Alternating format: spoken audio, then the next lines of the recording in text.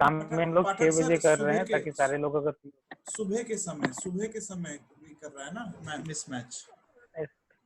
सुबह में तो हम लोग चेंज नहीं कर पाएंगे ना, क्योंकि ऑलरेडी स्पीकर फाइनल है वो शाम अच्छा में। अच्छा, जी जी चलिए इस विषय में मैं आपसे पर्सनल उसमें मतलब जी जी, आप पर्सनली मुझे बात कर लीजिएगा। जी जी शुक्रिया। शायद सर अभी हमारे साथ जुड़े नहीं हैं। सर कल का क्या शेड्यूल रहेगा? नहीं, अभी नहीं जुड़े। अमन जी एक बार चेक करेंगे क्या आप सर से? सर जुड़ चुके हैं। संतोष सर जुड़ गए हैं? जी सर। कैसे हो अभिषेक? ठीक हूँ। हम लोग आपस में चर्चा बाद में रहे। संतोष सर जुड़ कमलेश चुके जी, हैं क्या? हेलो कमलाकांत जी, नमस्ते। मैं जुड़ चुका नमस्ते हूँ सर। आपके साथ। नमस्ते सर। हम लोग तो अब शुरू करेंगे, आप ही का बस वेट कर रहे थे।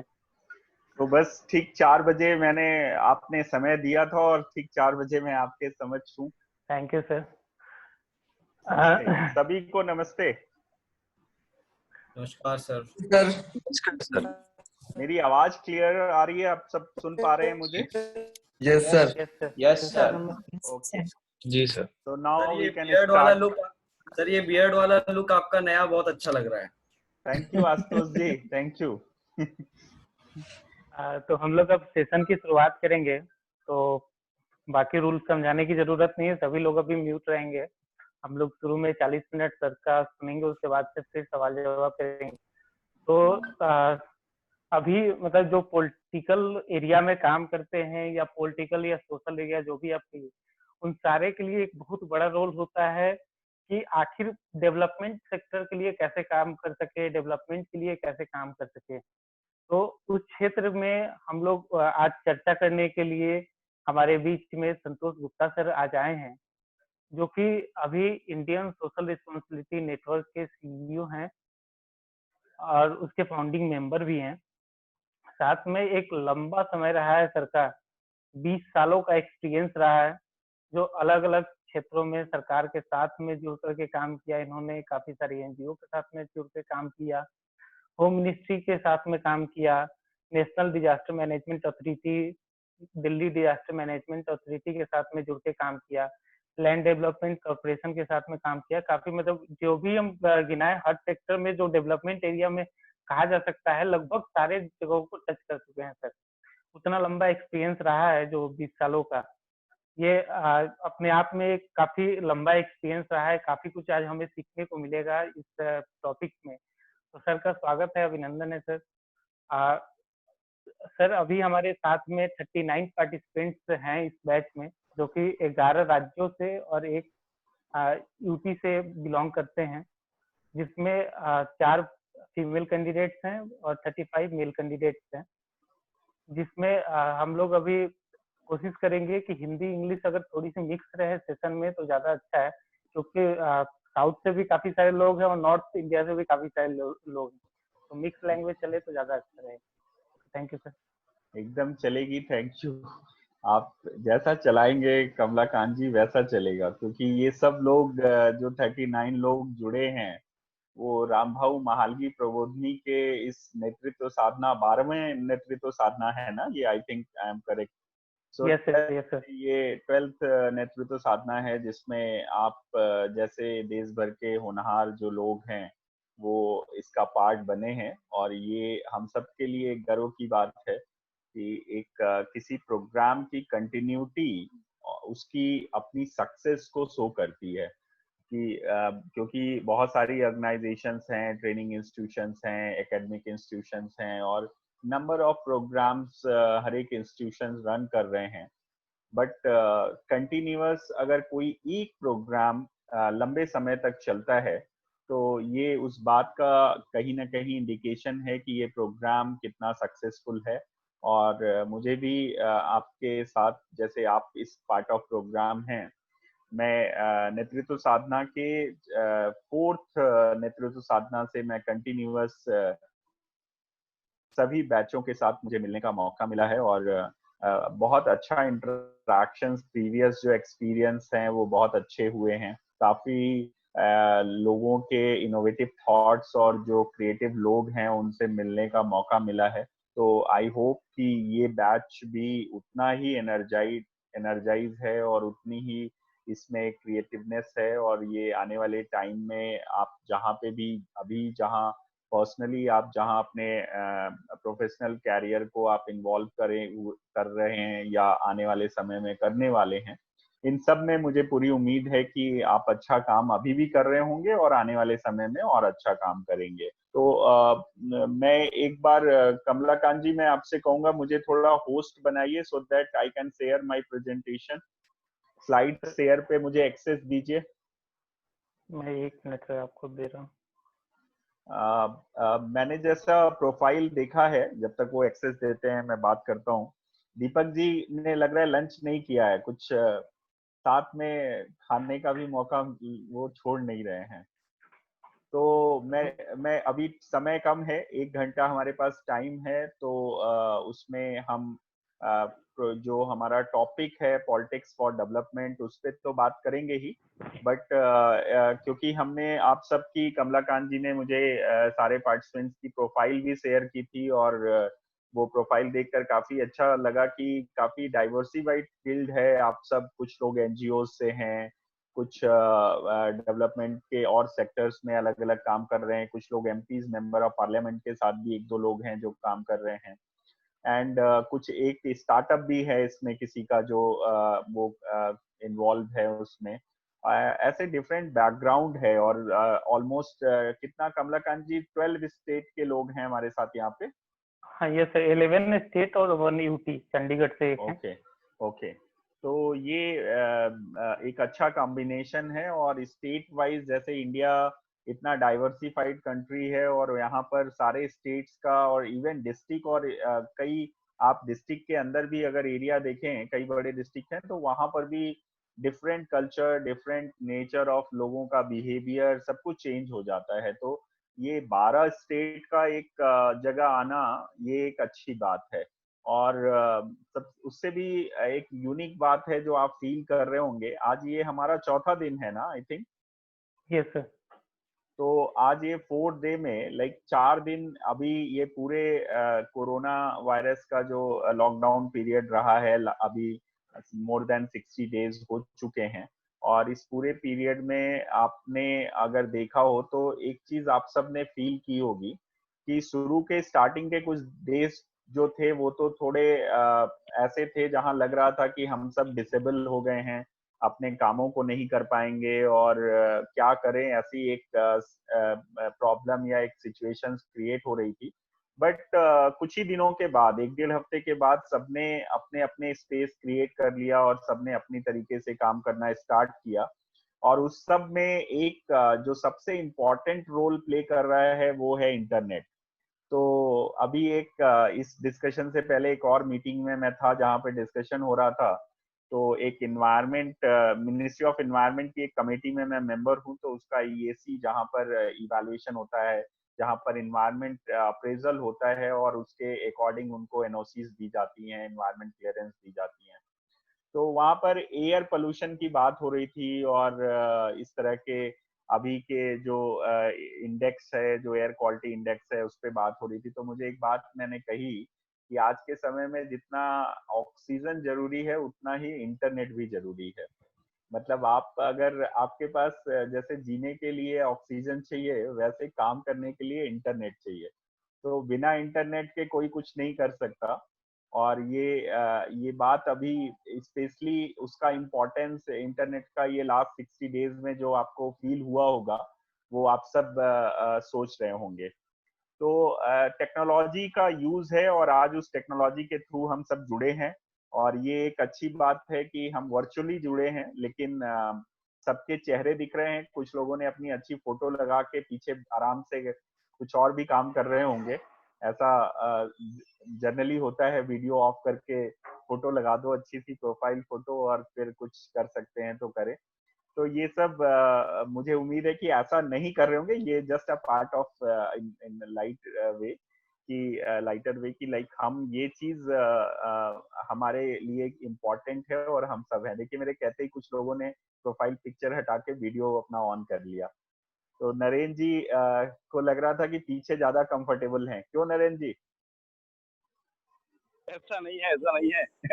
ऐसा नहीं है, अच्छी बात है, ऐसा नहीं होना भी नहीं चाहिए, क्योंकि जब हम इस 1 घंटे हमारे लिए ये इम्पोर्टेंट है, क्योंकि इस 1 घंटे में हो सकता है, मैं ऐसा 100% तो नहीं कहूंगा, बट 1 घंटे में मैं कोशिश जरूर करूंगा कि आपको कुछ नई इंफॉर्मेशन आपके साथ शेयर करूं। और वो इंफॉर्मेशन हो सकता है आपने पहले भी सुनी होगी, देखी होगी, बट आज के जो टॉपिक है, जिस कॉन्टेक्स्ट में हम लोग ये बात कर रहे हैं, उस पॉइंट ऑफ व्यू से वो हो सकता है आपके लिए रेलेवेंट हो और आपको लगे कि हाँ, ये एक एरिया था जिसके बारे में मैं नहीं सोच पा रहा था और आज शायद मुझे वो सोचने का मौका मिला है। तो आप सब को जैसे मालूम है, आपका जो प्रोग्राम शेड्यूल है उसके अकॉर्डिंग ये जो टॉपिक है पॉलिटिक्स फॉर डेवलपमेंट, ये अपने आप में एक इंटरेस्टिंग टॉपिक है। और आप नाम से आपको लग रहा है कि पॉलिटिक्स फॉर डेवलपमेंट की हम बात आज के सिनेरियो में कर रहे हैं, तो कितनी अच्छी है, क्योंकि हम इसको बहुत नजदीक से देख पा रहे हैं पॉलिटिक्स फॉर डेवलपमेंट को। स्पेशली ये कोविड-19 के पीरियड को अगर मैं बात करूं देखते हुए, तो आप उसको इंडोर्स कर सकते हैं कि yes, this is the real picture of the politics for development. तो उस पॉइंट ऑफ व्यू से ये टॉपिक भी इम्पोर्टेंट है। और इसके अंदर मैं जो टॉपिक मुझे दिया गया है उसमें 2-3 सब टॉपिक्स भी हैं, जिसके अंदर role of NGOs, government and citizens involvement, ऐसा ये भी है जो मैं कोशिश करूंगा कि आपको बताऊं। और जो लोग 4-5 लोग एनजीओ की फील्ड से हैं, तो उनको हो सकता है काफी कुछ चीजें मालूम हो, तो वो अपने एक्सपीरियंस भी शेयर करेंगे। एक 40 मिनट का जो टाइम है उसमें से 5-7 मिनट जा चुके हैं और 30-35 मिनट का जो सेशन है उसमें मैं चाहूंगा कि आप इंटरेक्ट करिए 1 by 1। अगर आपको कोई क्वेरीज है, कोई डाउट है, तो आप नोट करिए। और जो लास्ट का क्वेश्चन आंसर सेशन होगा 20 मिनट्स का, उसमें हम लोग 1 by 1 हर एक क्वेश्चंस को अटेम्प्ट करेंगे। तो मैं स्टार्ट करता हूँ विद योर परमिशन कि लाइक पॉलिटिक्स फॉर डेवलपमेंट जैसा ही हम नाम सुनते हैं, तो हमारे सामने जो पिक्चर आती है वो क्या आती है, अगर आप देखें और बताएं तो थोड़ा ये 1-2 मिनट के लिए माइक अपना अनम्यूट करिए। और एक अगर कोई यूनिक, इस वर्ड को सुनते ही कोई यूनिक आइडिया आता है, तो आप शेयर कर सकते हैं, सो दैट आपकी क्या एक अंडरस्टैंडिंग है उसको हम सब सुन सके। या सर, एक प्राइम मिनिस्टर का एक स्लोगन याद आता है, और वो है मिनिमम गवर्नमेंट मैक्सिमम गवर्नेंस। तब गवर्नमेंट को बिजनेस में नहीं होना चाहिए और ज्यादा से ज्यादा बिजनेसेस को हेल्प करना चाहिए और अपना टाइम पूरा गवर्नेंस में देना चाहिए। सर, गांधी जी का तलिस्मान याद आता है कि आखिरी छोर तक विकास पहुंचना चाहिए किसी भी क्षेत्र में। और जब ये बात गांधी जी की कहते हैं कि आखिरी छोर तक विकास पहुंचना चाहिए, तो ऐसा ही एक स्लोगन एकात्म मानववाद में अगर आप पढ़ेंगे तो दीनदयाल उपाध्याय जी ने भी अंत्योदय का जो कॉन्सेप्ट दिया है, हाँ, तो वो अंत्योदय भी यही है कि जो गांधी जी का अंत्योदय है और दीनदयाल जी का अंत्योदय है वो ऑलमोस्ट सिमिलर है, और जिसमें बात की गई है राइज टू लास्ट मैन, कि अंतिम जो व्यक्ति है, अंतिम व्यक्ति जो सबसे डिप्राइव्ड है, जो सबसे पिछड़ा है, जो जिसको सबसे ज्यादा जरूरत है। और ये सिर्फ व्यक्ति नहीं हो सकता। जब हम अंत्योदय की कल्पना करते हैं तो सिर्फ व्यक्ति नहीं है अंत्योदय। आज के समय में कॉन्टेक्स्ट में बात करें तो पानी भी है, एनवायरनमेंट भी है, वाटर भी है, लाइक एयर भी है, और एनिमल्स भी हैं, या और भी सेक्शंस हो सकते हैं जो अंत्योदय की कैटेगरी में आते हैं। तो Antyodaya is not only the human, Antyodaya means every area, every corner of the deprived section that will cover under the Antyodaya concept. तो वो दीनदयाल जी का वो कॉन्सेप्ट है, तो वो भी एक है। और कोई साथी कुछ जोड़ना चाहेंगे? Sustainable development sir, sustainable development, right. एकात्म मानववाद, इंटीग्रल ह्यूमनिज्म, यस तो सॉरी, कोई साथी कुछ बोल रहे हैं, आवाज इको कर रही थी, एक बार प्लीज रिपीट करिए। सस्टेनेबल डेवलपमेंट बोला। Okay sir integral humanism. Okay right.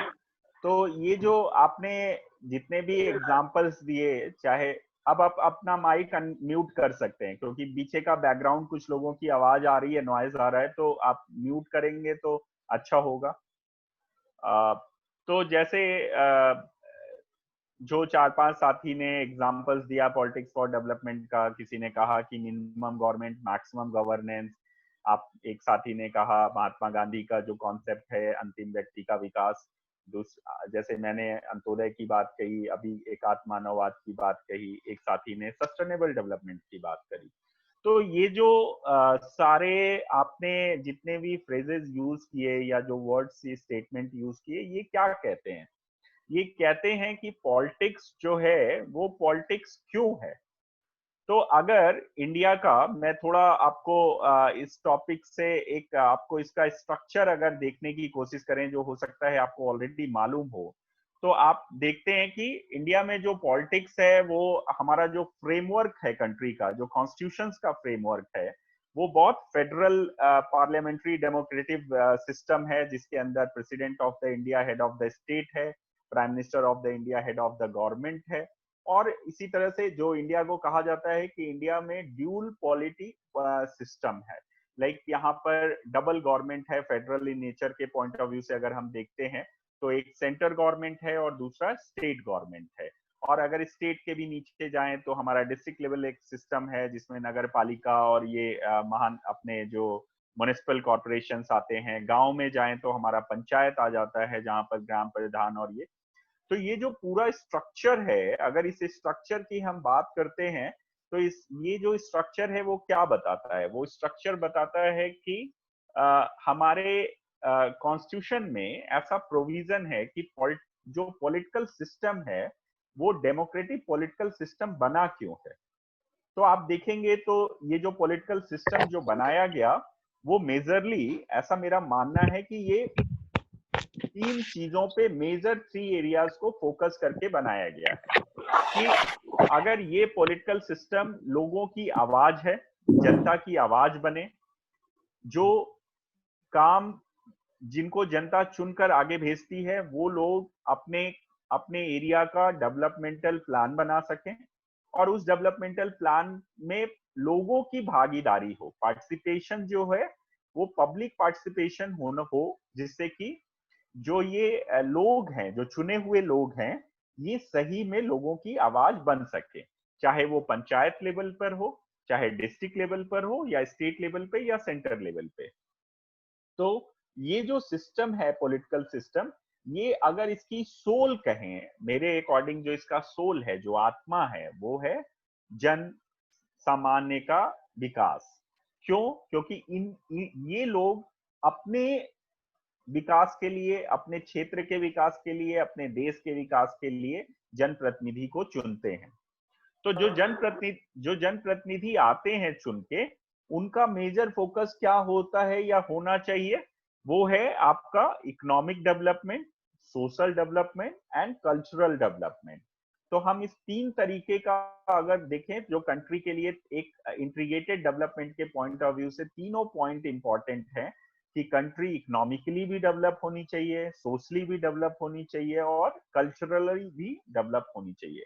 अगर ये होगा, जहां पर हम जो हमारी कल्चर है, जो संस्कृति है, वो जो हमारे ट्रेडिशनल जो हमारा एसेट है, उसको अगर हम यूटिलाइज करते हुए, अपने सोशल बॉन्डिंग को स्ट्रॉन्ग करते हुए इकोनॉमिक डेवलपमेंट करेंगे, तो रियल में पॉलिटिक्स फॉर डेवलपमेंट होगा।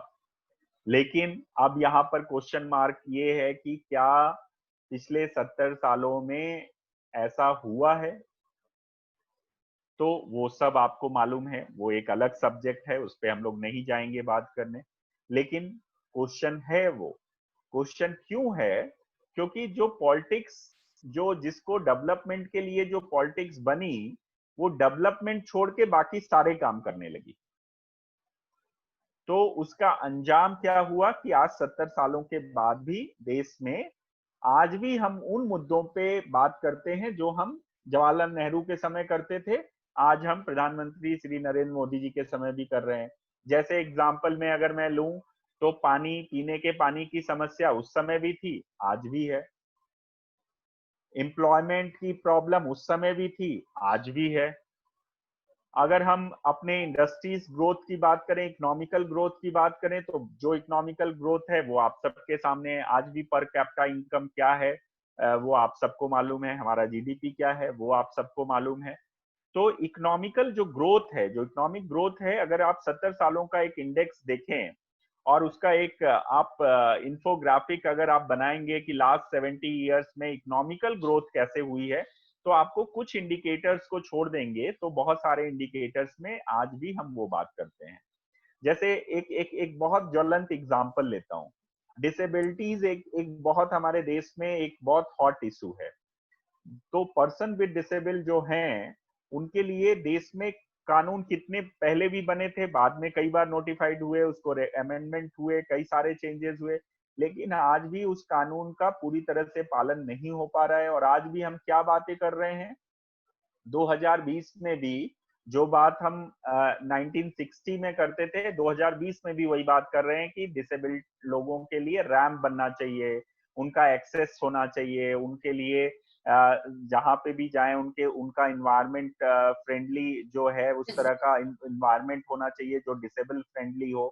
तो ये सारे जो इश्यूज हैं ये उस समय भी थे और आज भी हैं। तो पॉलिटिक्स फॉर डेवलपमेंट कहीं ना कहीं डायलूट हो गया और ये जो इंडिविजुअल फोकस्ड पॉलिटिक्स हो गया और बहुत ज्यादा इंटरेस्टेड मतलब पर्सनल इंटरेस्ट में वो कहीं ना कहीं घूम गया।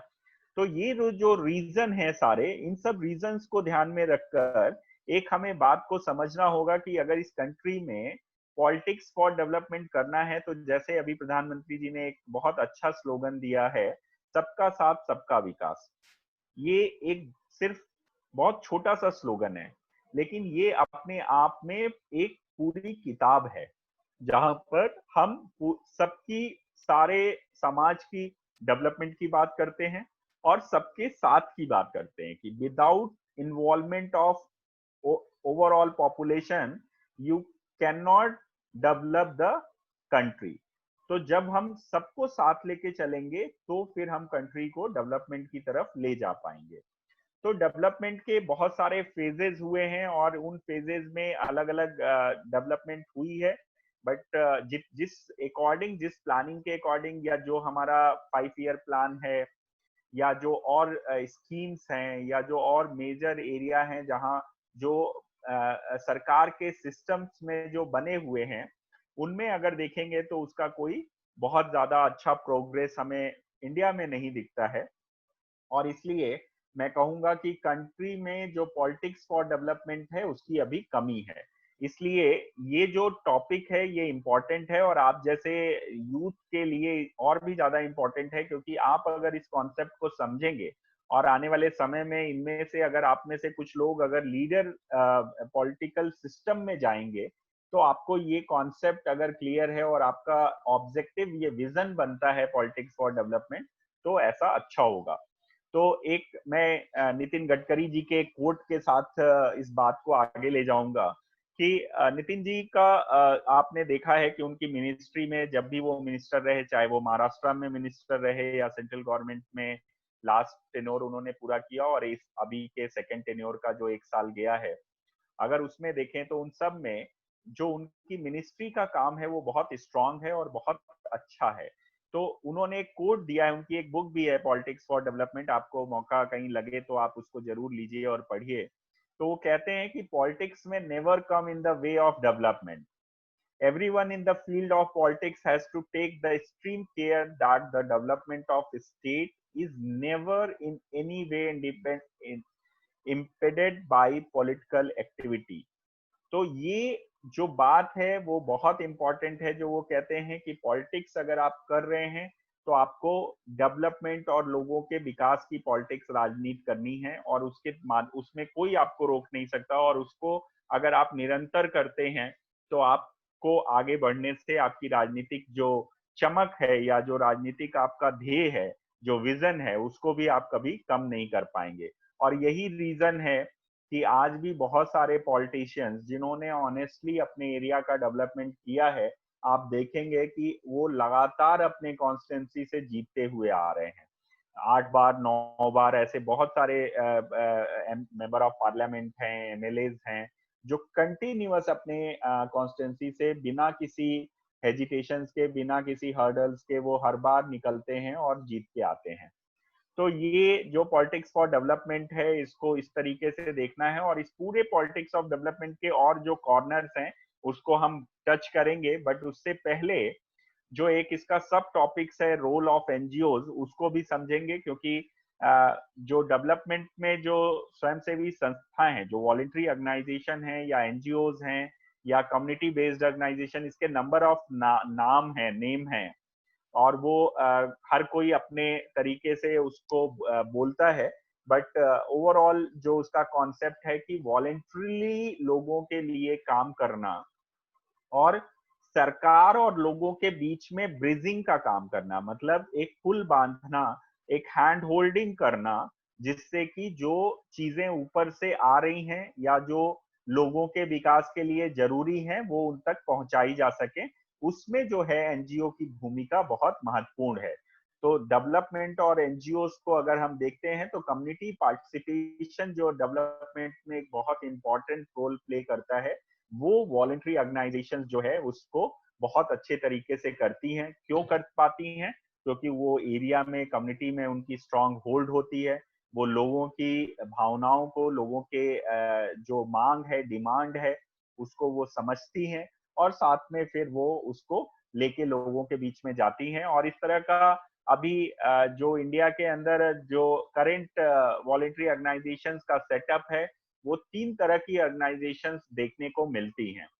एक वो ऑर्गेनाइजेशन है जो मिशनरी मोड में काम करती है। मिशनरीज मींस नॉट जो वो क्रिश्चियन मिशनरीज की मैं बात नहीं कर रहा हूँ, जो मिशन मोड में काम करती हैं, लाइक जो अपना एक विजन लेके काम करती हैं। कि कुछ ऑर्गेनाइजेशन है जिन्होंने, एग्जाम्पल अगर मैं कहूँ कि उन्होंने कहा कि हमारा ये एरिया ड्रॉट प्रोन एरिया है, सूखाग्रस्त एरिया है, तो यहाँ पर हमें पानी लाना है। तो वो पानी लाने के विजन से काम किया और उस एरिया को उन्होंने पूरा वाटर बॉडीज बना के, वहां पे तालाब बना के वो उस एरिया को वो पानी वहां पर पहुंचा दिया।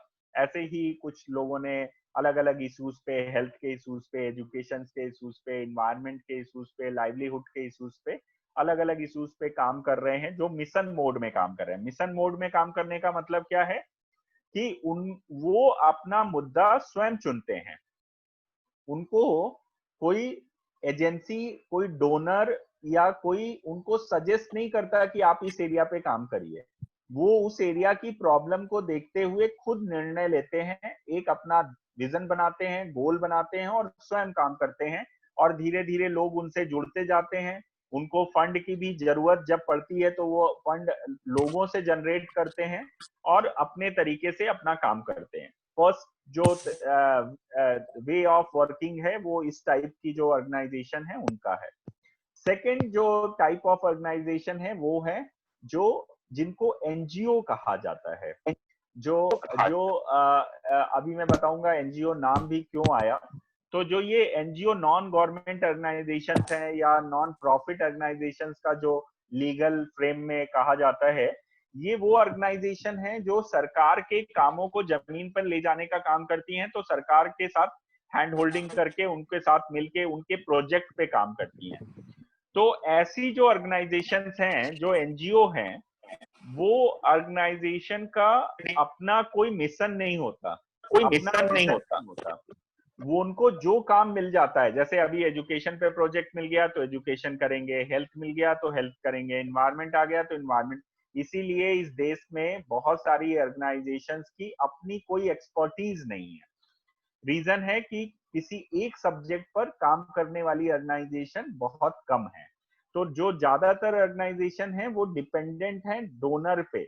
डोनर मतलब जो उनको फंड दे रहा है, तो उस पे डिपेंडेंट है कि फंड जिस एक्टिविटीज के लिए आएगा उस एक्टिविटीज के अगेंस्ट वो काम वो करेंगे। तो ये जो है वो दूसरे टाइप की ऑर्गेनाइजेशन है। और थर्ड जो ऑर्गेनाइजेशन की कैटेगरी है वो है रिलीजियस बेस्ड ऑर्गेनाइजेशन, जो रिलीजन प्रमोशन में काम करती हैं, या उनको हम ऐसा भी कर सकते हैं, एक और कैटेगरी है एक्टिविस्ट जो ऑर्गेनाइजेशन है, जो एडवोकेसी इशूज पे काम करती हैं। उसमें पॉजिटिव और निगेटिव दोनों तरह की ऑर्गेनाइजेशन आपको देखने में मिलेंगी। जैसे बहुत सारी ऑर्गेनाइजेशन है जो एक्चुअल जो इशू है, जैसे पानी का इशूज है, या जैसे आप आरटीआई का एक इशू आया था, तो आरटीआई में राइट टू इंफॉर्मेशन के लिए बहुत सारे ऑर्गेनाइजेशंस ने, एक्टिविस्ट ऑर्गेनाइजेशंस ने आंदोलन किए। ऐसे जो मुद्दों पे आंदोलन करने वाली ऑर्गेनाइजेशन है वो एक कैटेगरी है। और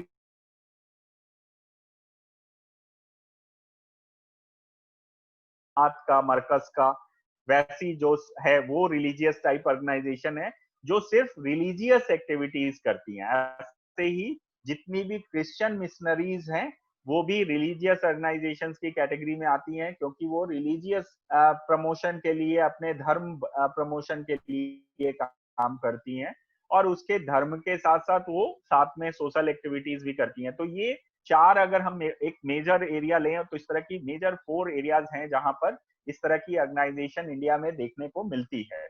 तो ये एक कैटेगरी है जिसको हम देख पा रहे हैं और समझने की कोशिश करते हैं।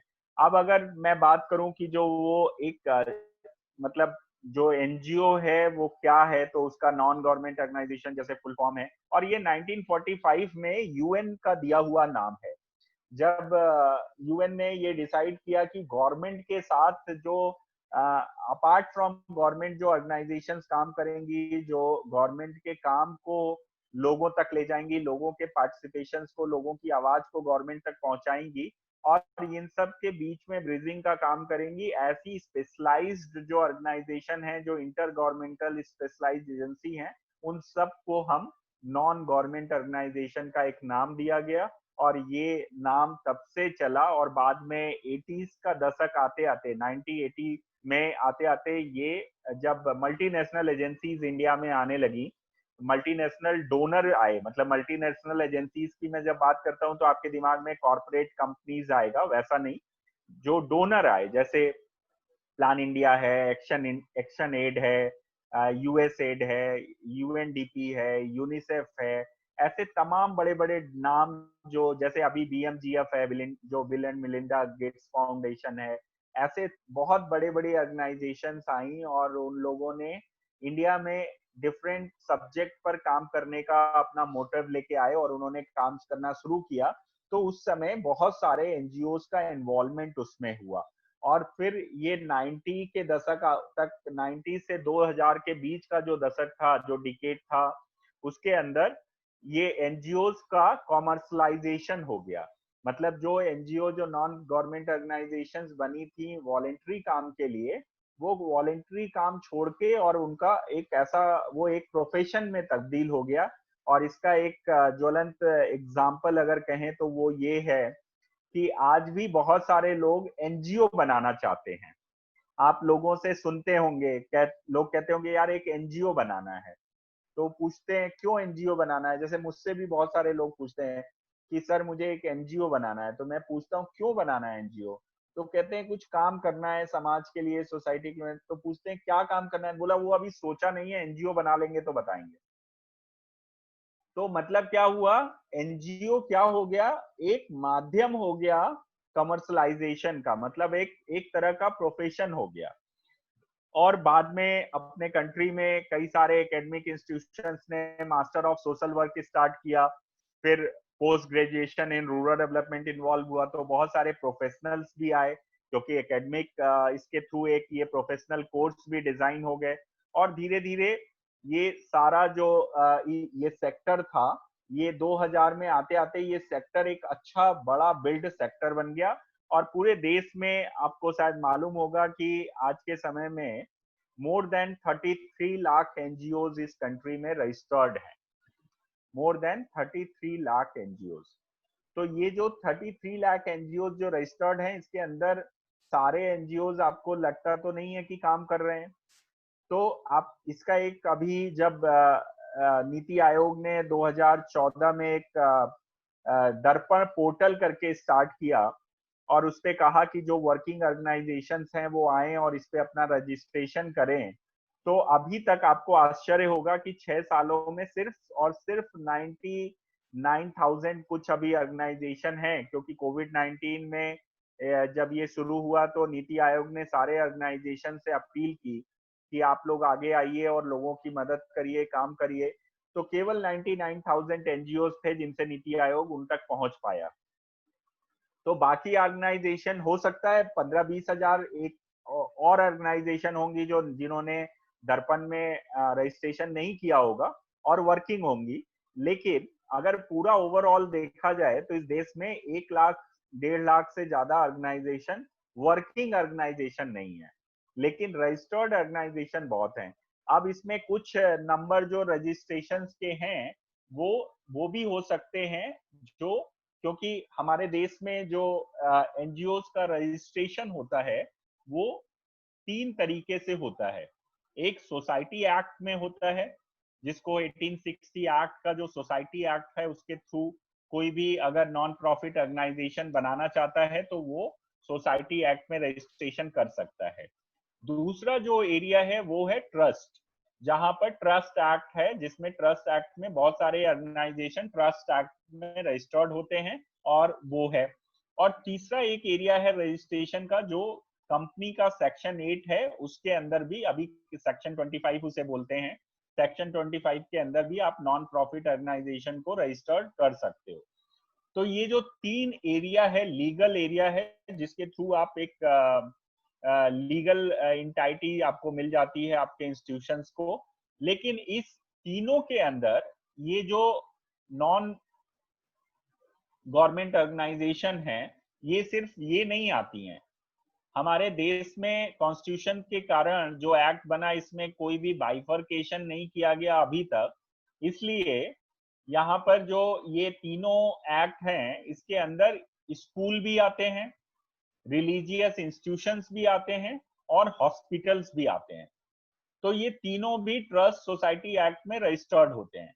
तो इस कारण भी जो ये 33 लाख का डेटा है ये इसलिए भी बड़ा दिखता है क्योंकि ये भी इसके अंदर शामिल है। तो आप अपने मतलब एक ओवरऑल अगर इंफॉर्मेशन के लिए समझें तो करीब 1.5 लाख 1 से 1.5 लाख ऑर्गेनाइजेशन हैं जो देश भर में काम कर रही हैं, जमीन पर काम कर रही हैं या जिस इश्यूज पे वो काम कर रही हैं वहां पर वो हैं अपनी तरीके से। तो ये एनजीओ का एक लीगल स्ट्रक्चर है जो आपके सामने रखा। ये टाइप ऑफ ऑर्गेनाइजेशन जो मैंने अभी आपको बताया है ये वही है, तो इसको हम स्किप कर रहे हैं और आगे बढ़ रहे हैं। तो अभी जो evolution of NGO in India जो अगर आप देखते हैं तो हमारे कंट्री में वॉलेंट्री वर्क करने का जो कल्चर है वो अभी का नहीं है। अगर आप देखें तो आपको ये लगेगा कि हमारे यहाँ पहले से जो कंट्री के अंदर लोगों को हेल्प करने की जो एक परंपरा है, जो एक ट्रेडिशन है, वो बहुत पुराना है और काफी लंबे समय से ये चला आ रहा है। इसीलिए अब आपने पहले देखा होगा जब ये एनजीओ नहीं थे या आज भी जो लोग दान करना चाहते हैं या डोनेशन देना चाहते हैं या कुछ काम करना चाहते हैं तो उनको किसी एनजीओ की जरूरत नहीं पड़ती, ये हमारे ब्लड में है। जैसे पहले लोग अपने दादा के नाम पर, अपनी माँ के नाम पर धर्मशाला बनाते थे, प्याऊ बनाते थे, रोड बनाते थे, ऐसा पुरानी हिस्ट्री से चला आ रहा है। तो अगर हम फेजेस में ये देखते हैं तो इस तरह के 8 फेजेस में मैंने डिवाइड करने की कोशिश की है कि आपको हर फेजेस के अंदर जो एनजीओज का जो एक नेचर रहा है काम करने का, वो किस तरह का नेचर रहा है वो आप अच्छे से समझ सकें। तो आप देखेंगे जो फेज 1 था जिसमें हम लोग बात कर रहे थे 1800 टू 1850 की, तो वो जो फेज था उसके अंदर सोशल रिफॉर्म हुए। सोशल रिफॉर्म में जैसे एक फेमस 1-2 एग्जांपल्स मैंने यहाँ पे स्लाइड में डाले हैं, इसके अलावा भी बहुत सारे एग्जांपल्स हो सकते हैं जो आपको मालूम होगा, जो लोगों ने जो हिस्ट्री के स्टूडेंट हैं और या जिन्होंने पहले इस तरह के सोशल वर्क को पढ़ा है वो जानते हैं कि नंबर ऑफ सोशल मूवमेंट्स हुए हैं। जैसे 1815 में आत्म्या सभा जो राजा राम मोहन राय ने डिस्क्रिमिनेशन बर्थ जेंडर अगेंस्ट उन्होंने किया था, जिसमें लड़कियों को और लड़कों को उन्होंने बराबर एक मान्यता दी। इस तरह का अभियान चला। इसी तरह का फरादी मूवमेंट एक हाजी शरीयतुल्लाह ने चलाया था 1880 में, जिसमें इकोनॉमिकली जो बैकवर्ड मुस्लिम्स हैं उनको लेके ये मूवमेंट हुआ था। और इसके अलावा अगर हम देखते हैं तो आपको यहाँ पे भी बहुत सारे मिलेंगे कि जो सेकेंड फेज का अगर हम देखें कि 1850 से जो 1900 का फेज था, जिसके अंदर जो सेल्फ ओरिएंटेड ऑर्गेनाइजेशंस निकल के आई और बहुत सारे सोशल पॉलिटिकल जो फ्रीडम फाइटिंग वाले मूवमेंट्स थे वो हुए। उसमें कई सारे ऑर्गेनाइजेशन संगठन बने। 1857 का जो फर्स्ट वॉर हुआ उसमें इंडिपेंडेंस के बाद कई सारे सोशल पॉलिटिकल जो सिनेरियो थे उसमें ऑर्गेनाइजेशंस निकल कर आई। और 1947 के बीच में अगर देखें जो प्री इंडिपेंडेंट फेज था, तो प्री इंडिपेंडेंस में बहुत सारे मूवमेंट हुए, जिसमें गांधी जी द्वारा चलाए गए कई मूवमेंट थे, जिसमें आपका कंस्ट्रक्टिव वर्क जो एक्टिविटीज थी, जिसमें उन्होंने खादी को कहा, खादी एंड विलेज इंडस्ट्रीज निकल के आई और लोगों को स्वदेशी का नारा दिया। ऐसे कई सारे मूवमेंट, नमक आंदोलन अगर आप देखो तो वहां पर भी इस तरह की चीजें मिलती हैं। लोगों को जो आत्मनिर्भर बनाने के लिए जो मूवमेंट्स हुए, वो सारे मूवमेंट्स प्री इंडिपेंडेंस जो मूवमेंट थे, जिसमें लोगों को टुवर्ड्स नेशन बिल्डिंग इस्टेब्लिश करने की बात की गई। और जैसे एक अंग्रेजों का कपड़ा छोड़ो वाला आंदोलन था, जिसमें लोगों ने कपड़े जलाए जो विदेशी कपड़े थे और स्वदेशी कपड़ा खादी पहनना स्टार्ट किया। तो ये मूवमेंट थे। इसी तरह स्वच्छता के कई सारे मूवमेंट चले। एक महाराष्ट्र में जैसे अभी स्वच्छ भारत अभियान चला है, ऐसे उस समय एक संडास आंदोलन करके चला था, जिसमें लोगों को घरों के अंदर टॉयलेट बनाने की बात उस समय भी मूवमेंट महाराष्ट्र के एक एरिया में की गई थी। ऐसे ही अगर 1960 का दौर देखते हैं तो उस समय भी जो पॉलिटिकल इंस्टेबिलिटी थी उसके दौरान बहुत सारे रूरल जो ग्रामीण भारत का जो निर्माण था उसमें हुआ और उसमें बहुत सारे हरित क्रांति आई, एग्रीकल्चर रिफॉर्म की बातें हुई। अगर हम इस तरह का उसके बाद 70 वाले दौर में जाएं तो जनता जो इमरजेंसी का जो फेज था उसमें इमरजेंसी मूवमेंट्स हुए और पूरा देश एक इकट्ठा हुआ अगेंस्ट द कांग्रेस गवर्नमेंट और इमरजेंसी हटानी पड़ी गवर्नमेंट को। और इस तरह के जो सोशल एक पॉलिटिकल मूवमेंट को पूरा सोशल मूवमेंट में कन्वर्ट हो गया था वो। और 80 का अगर दशक आता है, जैसे मैंने कहा कि उसके बाद से जो ऑर्गेनाइज हमारा प्लानिंग कमीशन और इस तरह की जो चीजें बनी, और उसके बाद जो डेवलपमेंट इंडिकेटर्स हैं लाइक वुमेन डेवलपमेंट, जो आपका एनवायरमेंट डेवलपमेंट है, एजुकेशन डेवलपमेंट है, लाइवलीहुड है, इन सब को लेकर जो हमारा एक सोशियो इकोनॉमिक बहुत सारे ऑर्गेनाइजेशन आए और उन्होंने ऑर्गेनाइज तरीके से काम करना शुरू हुआ। और उस समय फिर ये ऑर्गेनाइजेशन धीरे धीरे रजिस्टर्ड ऑर्गेनाइजेशन और उन्होंने अपने जो पहले इंडिविजुअल डोनर से जो फंड जनरेट होता था वो इंडिविजुअल फंड जनरेशन से वो ऑर्गेनाइज फंड जनरेशन में कन्वर्ट होने लगा। तो इस तरह का रिफॉर्म हमें देखने में मिला 70-80 के दशक में। और 90 के दशक आते आते जो वो हुआ उसमें ग्लोबलाइजेशन की जो जब आया और इंटरनेशनल एजेंसीज आई, तो जैसा मैंने कहा कि इंडिया में एनजीओ एक सेक्टर बन गया और फिर ये एक ऑर्गेनाइज तरीके से प्रोफेशनल तरीके से काम करने लगा सरकार और कम्युनिटी के साथ में मिलकर। तो ये जो पूरा प्रोसेस है जो ऑर्गेनाइजेशंस का सामने आया लोगों के, उसमें इस तरह की चीजें देखने में आई।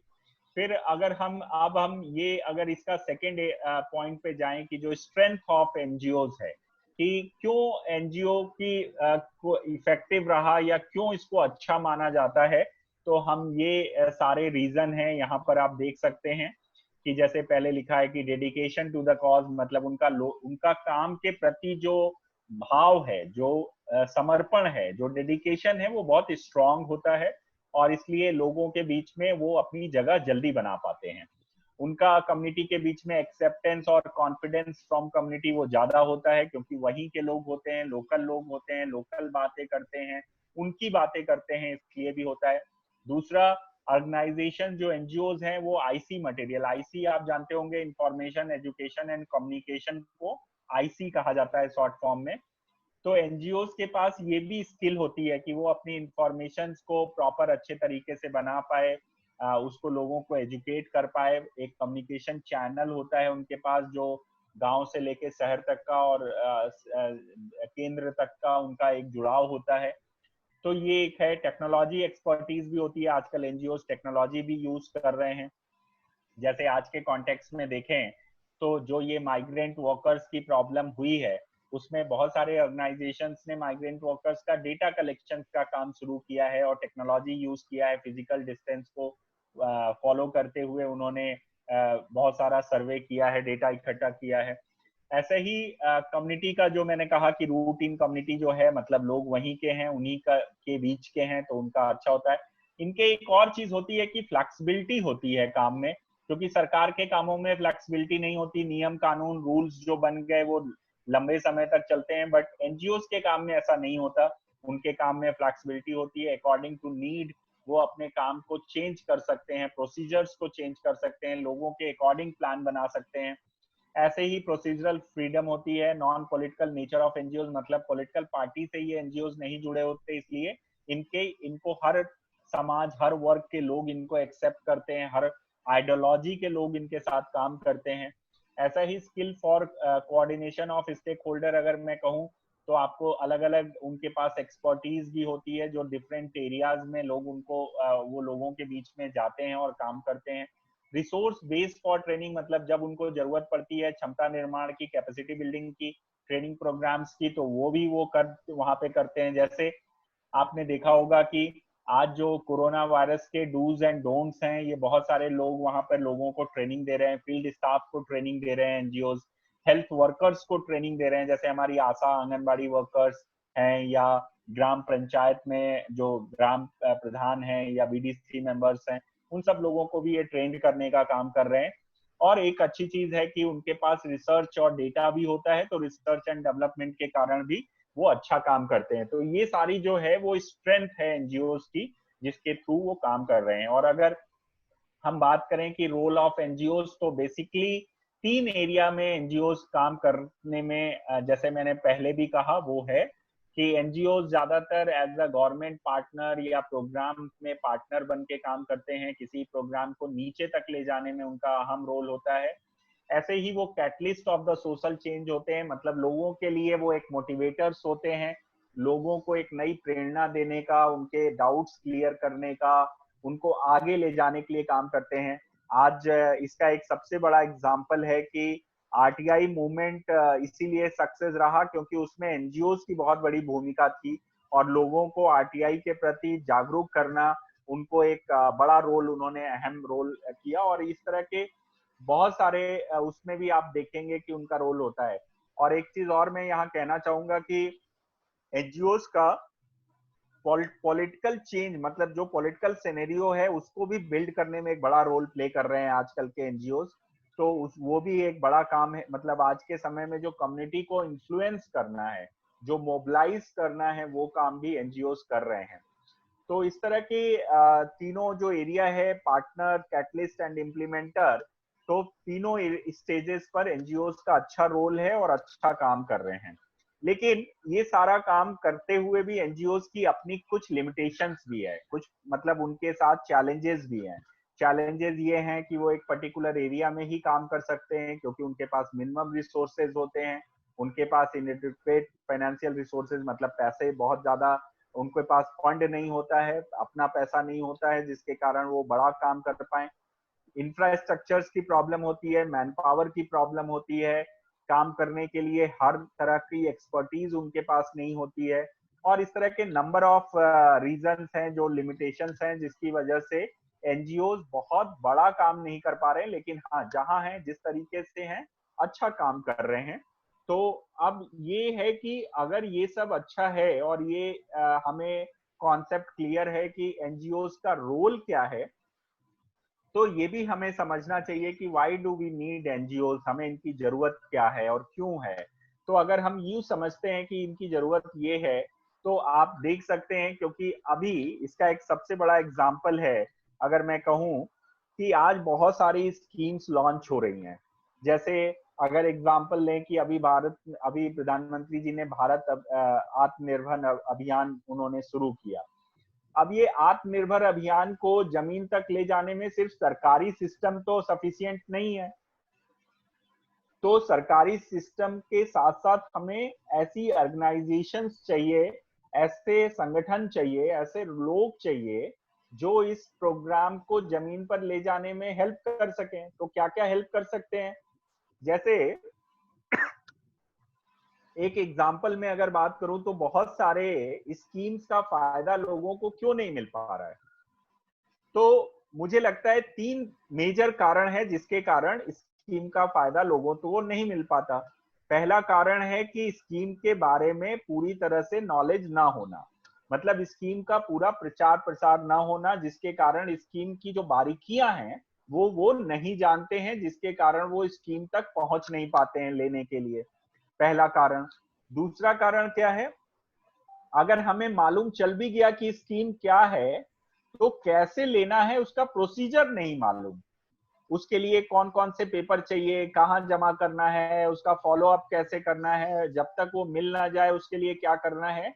तो ये जो प्रोसीजर है ये हमें कभी कभी उससे दूर कर देता है। लोग कहते हैं अरे कौन जाए इतनी झंझट में पड़े, मुझे नहीं जाना भैया, बड़े चक्कर लगाने पड़ते हैं। आपने ये आसपास अपने कहते सुना होगा, आप लोगों ने भी कुछ हो सकता है कभी किसी चीज के लिए अप्लाई किया हो तो इतने सारे नियम देख के आप पीछे हो गए होंगे। ऐसे ही जो तीसरा कारण है वो है कि अगर हमें स्कीम के बारे में मालूम भी चल गया, प्रोसीजर भी मालूम चल गया, लेकिन उसके बाद वो जो प्रक्रिया है जो सरकारी सिस्टम में जो आसानी से मिल जाना चाहिए, जिसको बोलते हैं सिटीजन चार्टर, तो हर स्कीम का जो सिटीजन चार्टर है वो अनाउंस नहीं है या लोग उसे बताते नहीं है। इसके कारण जो है हमें स्कीम मालूम होते हुए भी अप्लाई करने के बाद भी नहीं मिल पाती है। तो ये जो 3 मेजर कारण हैं, इन कारणों में को सरकारी स्कीम्स के अंदर इनका प्रोविजन नहीं है, क्योंकि सरकार स्कीम लॉन्च कर देती है, अनाउंस कर देती है, लेकिन लोगों तक नहीं पहुंचती, पहुंच भी गई तो लोग उसको अप्लाई करना नहीं जानते, अप्लाई भी कर दिया तो मिलने के लिए सरकारी जो रेड टेपिज्म है वो इतना स्ट्रांग है, जो अधिकारी हैं वो इतने करप्ट हैं कि वो नहीं पहुंच पाता है। तो इन सब में जो सबसे महत्वपूर्ण रोल प्ले करते हैं वो कौन करते हैं? वो ये स्वयंसेवी संस्थाएं, जो ये कम्युनिटी बेस्ड ऑर्गेनाइजेशन है, जो वॉलेंट्री ऑर्गेनाइजेशन है या एनजीओज हैं, वो ये काम अच्छे से करती हैं। और इस कारण से अगर जहां पे भी आप देखोगे, जिस स्कीम में भी देखोगे या जिस एरिया में भी आप देखेंगे जहां पर कम्युनिटी ऑर्गेनाइजेशन इन्वॉल्व हुई हैं, वहां पर काम अच्छा आपको दिखेगा और वहां रिजल्ट जमीन पर दिखने लगता है। अब ये जो कम्युनिटी ऑर्गेनाइजेशन जहां नहीं है, वहां पर जैसे भाजपा जैसी बड़ी पार्टी जो काम कर रही है, वो क्या कर रही है कि वॉलेंट्री ऑर्गेनाइजेशंस को तो इन्वॉल्व कर ही रही है, साथ में अपने पार्टी वर्कर्स को भी कहती है कि आप ज्यादा से ज्यादा लोगों को के बीच में जाइए, उनको बताइए, उनकी समस्याओं को हल करिए, अधिकारियों से बात करिए, अगर कहीं समस्या है तो उसका समाधान करिए। तो ये अपने पार्टी जो है, अपने संसाधन जो पार्टी के वर्कर्स हैं, क्योंकि भाजपा इतनी बड़ी पार्टी है, देश भर में उसका एक कैडर है, हर जगह उसके लोग हैं, तो अगर ये लोग सारे मोबिलाइज हो जाएं और ऑर्गेनाइजेशन की तरह काम करने लगे, एनजीओज की तरह काम करने लगे, तो आप हमारी देश की 90% स्कीम लोगों को पहुंच जाएगी और लोगों को बेनिफिट मिल जाएगा। लेकिन ऐसा 100% हो नहीं पाता है, इसलिए आज भी बहुत सारी स्कीम्स का फायदा बहुत सारे लोगों को नहीं मिलता है। मतलब प्रोविजन होते हुए भी नहीं होता है, आपके सामने खाना रखा है लेकिन आपको मालूम नहीं है कि खाना कैसे खाना है, इस कारण से आप खाना नहीं खा पाते हैं। तो इस तरह की बहुत सारी चीजें हैं जो इसमें एनजीओज का रोल बहुत इंपॉर्टेंट रोल प्ले होता है। ऐसे ही क्या एनजीओज कर सकते हैं वो मैंने अभी बताया, इसलिए स्किप करता हूं। यहाँ पर आपको कुछ फोटोग्राफ्स दिखाना चाहूंगा जिसमें आप देख सकते हैं कि कैसे ये फोटोग्राफ्स के माध्यम, मतलब जो ऑर्गेनाइजेशन या पार्टी वर्कर्स हैं वो लोगों के साथ मिलकर कैसे काम कर रहे हैं डेवलपमेंट के। तो जैसे ये फोटो क्या बताती है कि एक गांव में कम्युनिटी लेवल पर एक एक्सरसाइज है जिसको बोलते हैं डेवलपमेंट में, जिन लोगों ने एनजीओज में काम करते हैं उनको मालूम होगा, पीआरए, पार्टिसिपेटरी रूरल अप्रेजल। उसमें क्या होता है, लोगों को इन्वॉल्व करके लोगों के पार्टिसिपेशन से योजना बनाई जाती है।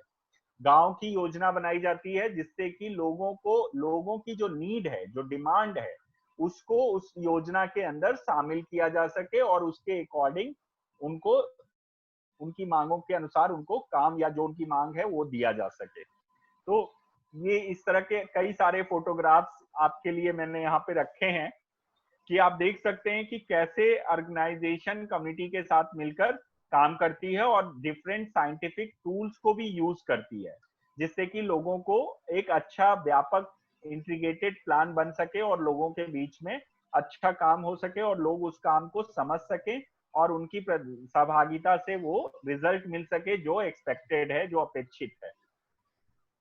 तो यहाँ कुछ फोटोग्राफ हैं, आप देख सकते हैं। जैसे कम्युनिटी मोबिलाइजेशन की मीटिंग की है, मैं ठीक हूँ। बीच में किसी का हाँ जी, म्यूट, हाँ जी। मोबाइल पे कोई बात कर रहा है, वो अपनी थोड़ा म्यूट कर लें और उसके बाद मोबाइल पे बात करें कृपया।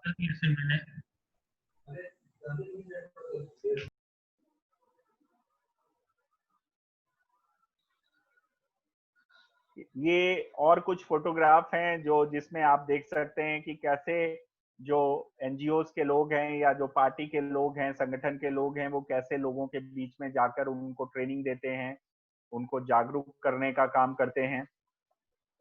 आप सब मेरी आवाज सुन पा रहे हैं?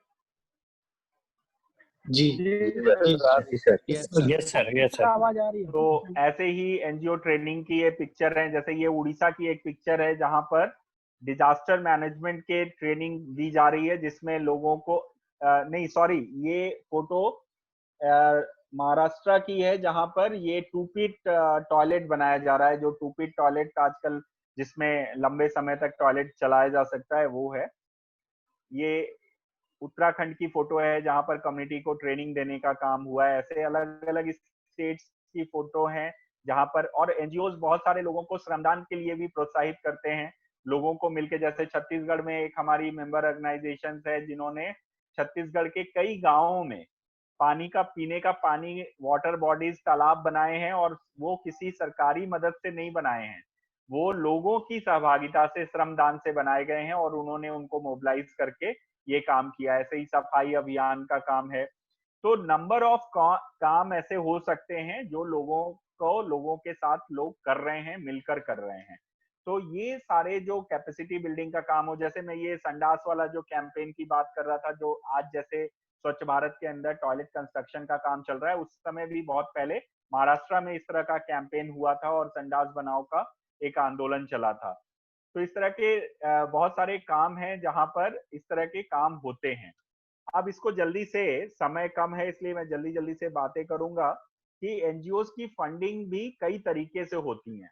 तो अगर आप एनजीओस का रोल ऑफ एनजीओ समझ रहे हैं तो इसको भी समझना चाहिए कि एनजीओ को फंड कहाँ कहाँ से मिल सकता है। तो एनजीओ को पहला फंड, तो जैसे गवर्नमेंट की जो स्कीम्स हैं, उनमें कई सारी स्कीम्स ऐसी हैं जहां पर स्कीम को इम्प्लीमेंट करने के लिए as a implementer agency government उनको प्रोजेक्ट देती है और उस प्रोजेक्ट के माध्यम से ऑर्गेनाइजेशन अपना काम करती है।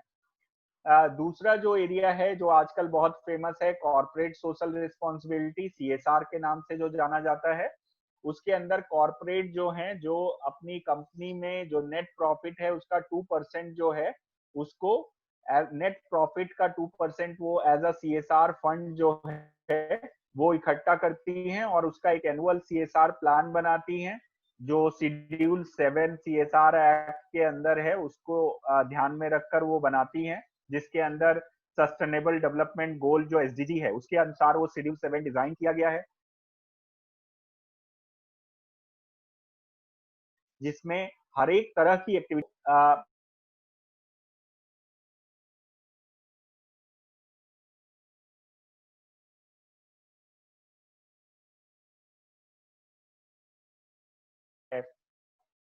एक्शन एड है, प्लान इंडिया है, सेव द चिल्ड्रन है, ऐसे नंबर ऑफ यूएनडीपी है।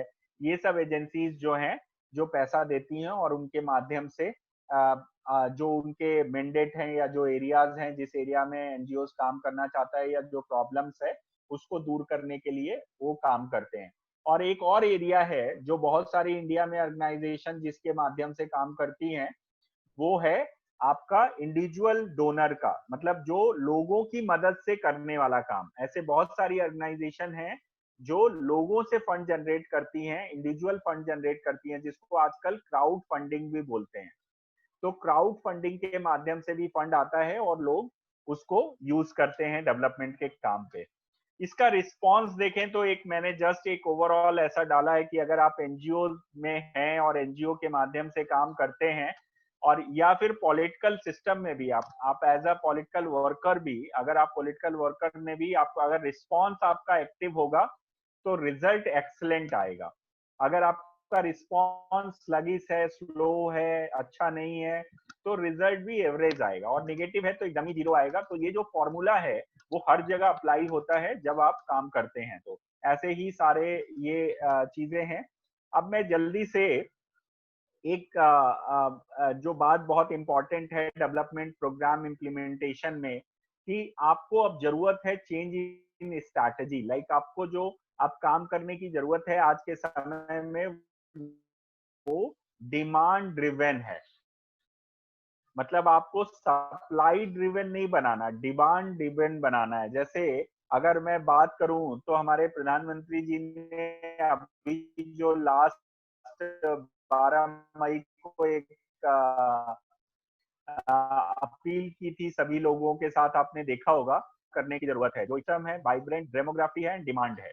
तो ये जो मैं बात कर रहा हूं ये वही है जहां पर कि आप अब ये बातें आत्मनिर्भर भारत बनाने की बात जो हो रही है वो यही हो रही है कि जो डिमांड है, जो नीड है, उसके अकॉर्डिंग हम काम करें, ना कि हम एसी में बैठ के ऊपर योजना बनाए और नीचे ले जाए।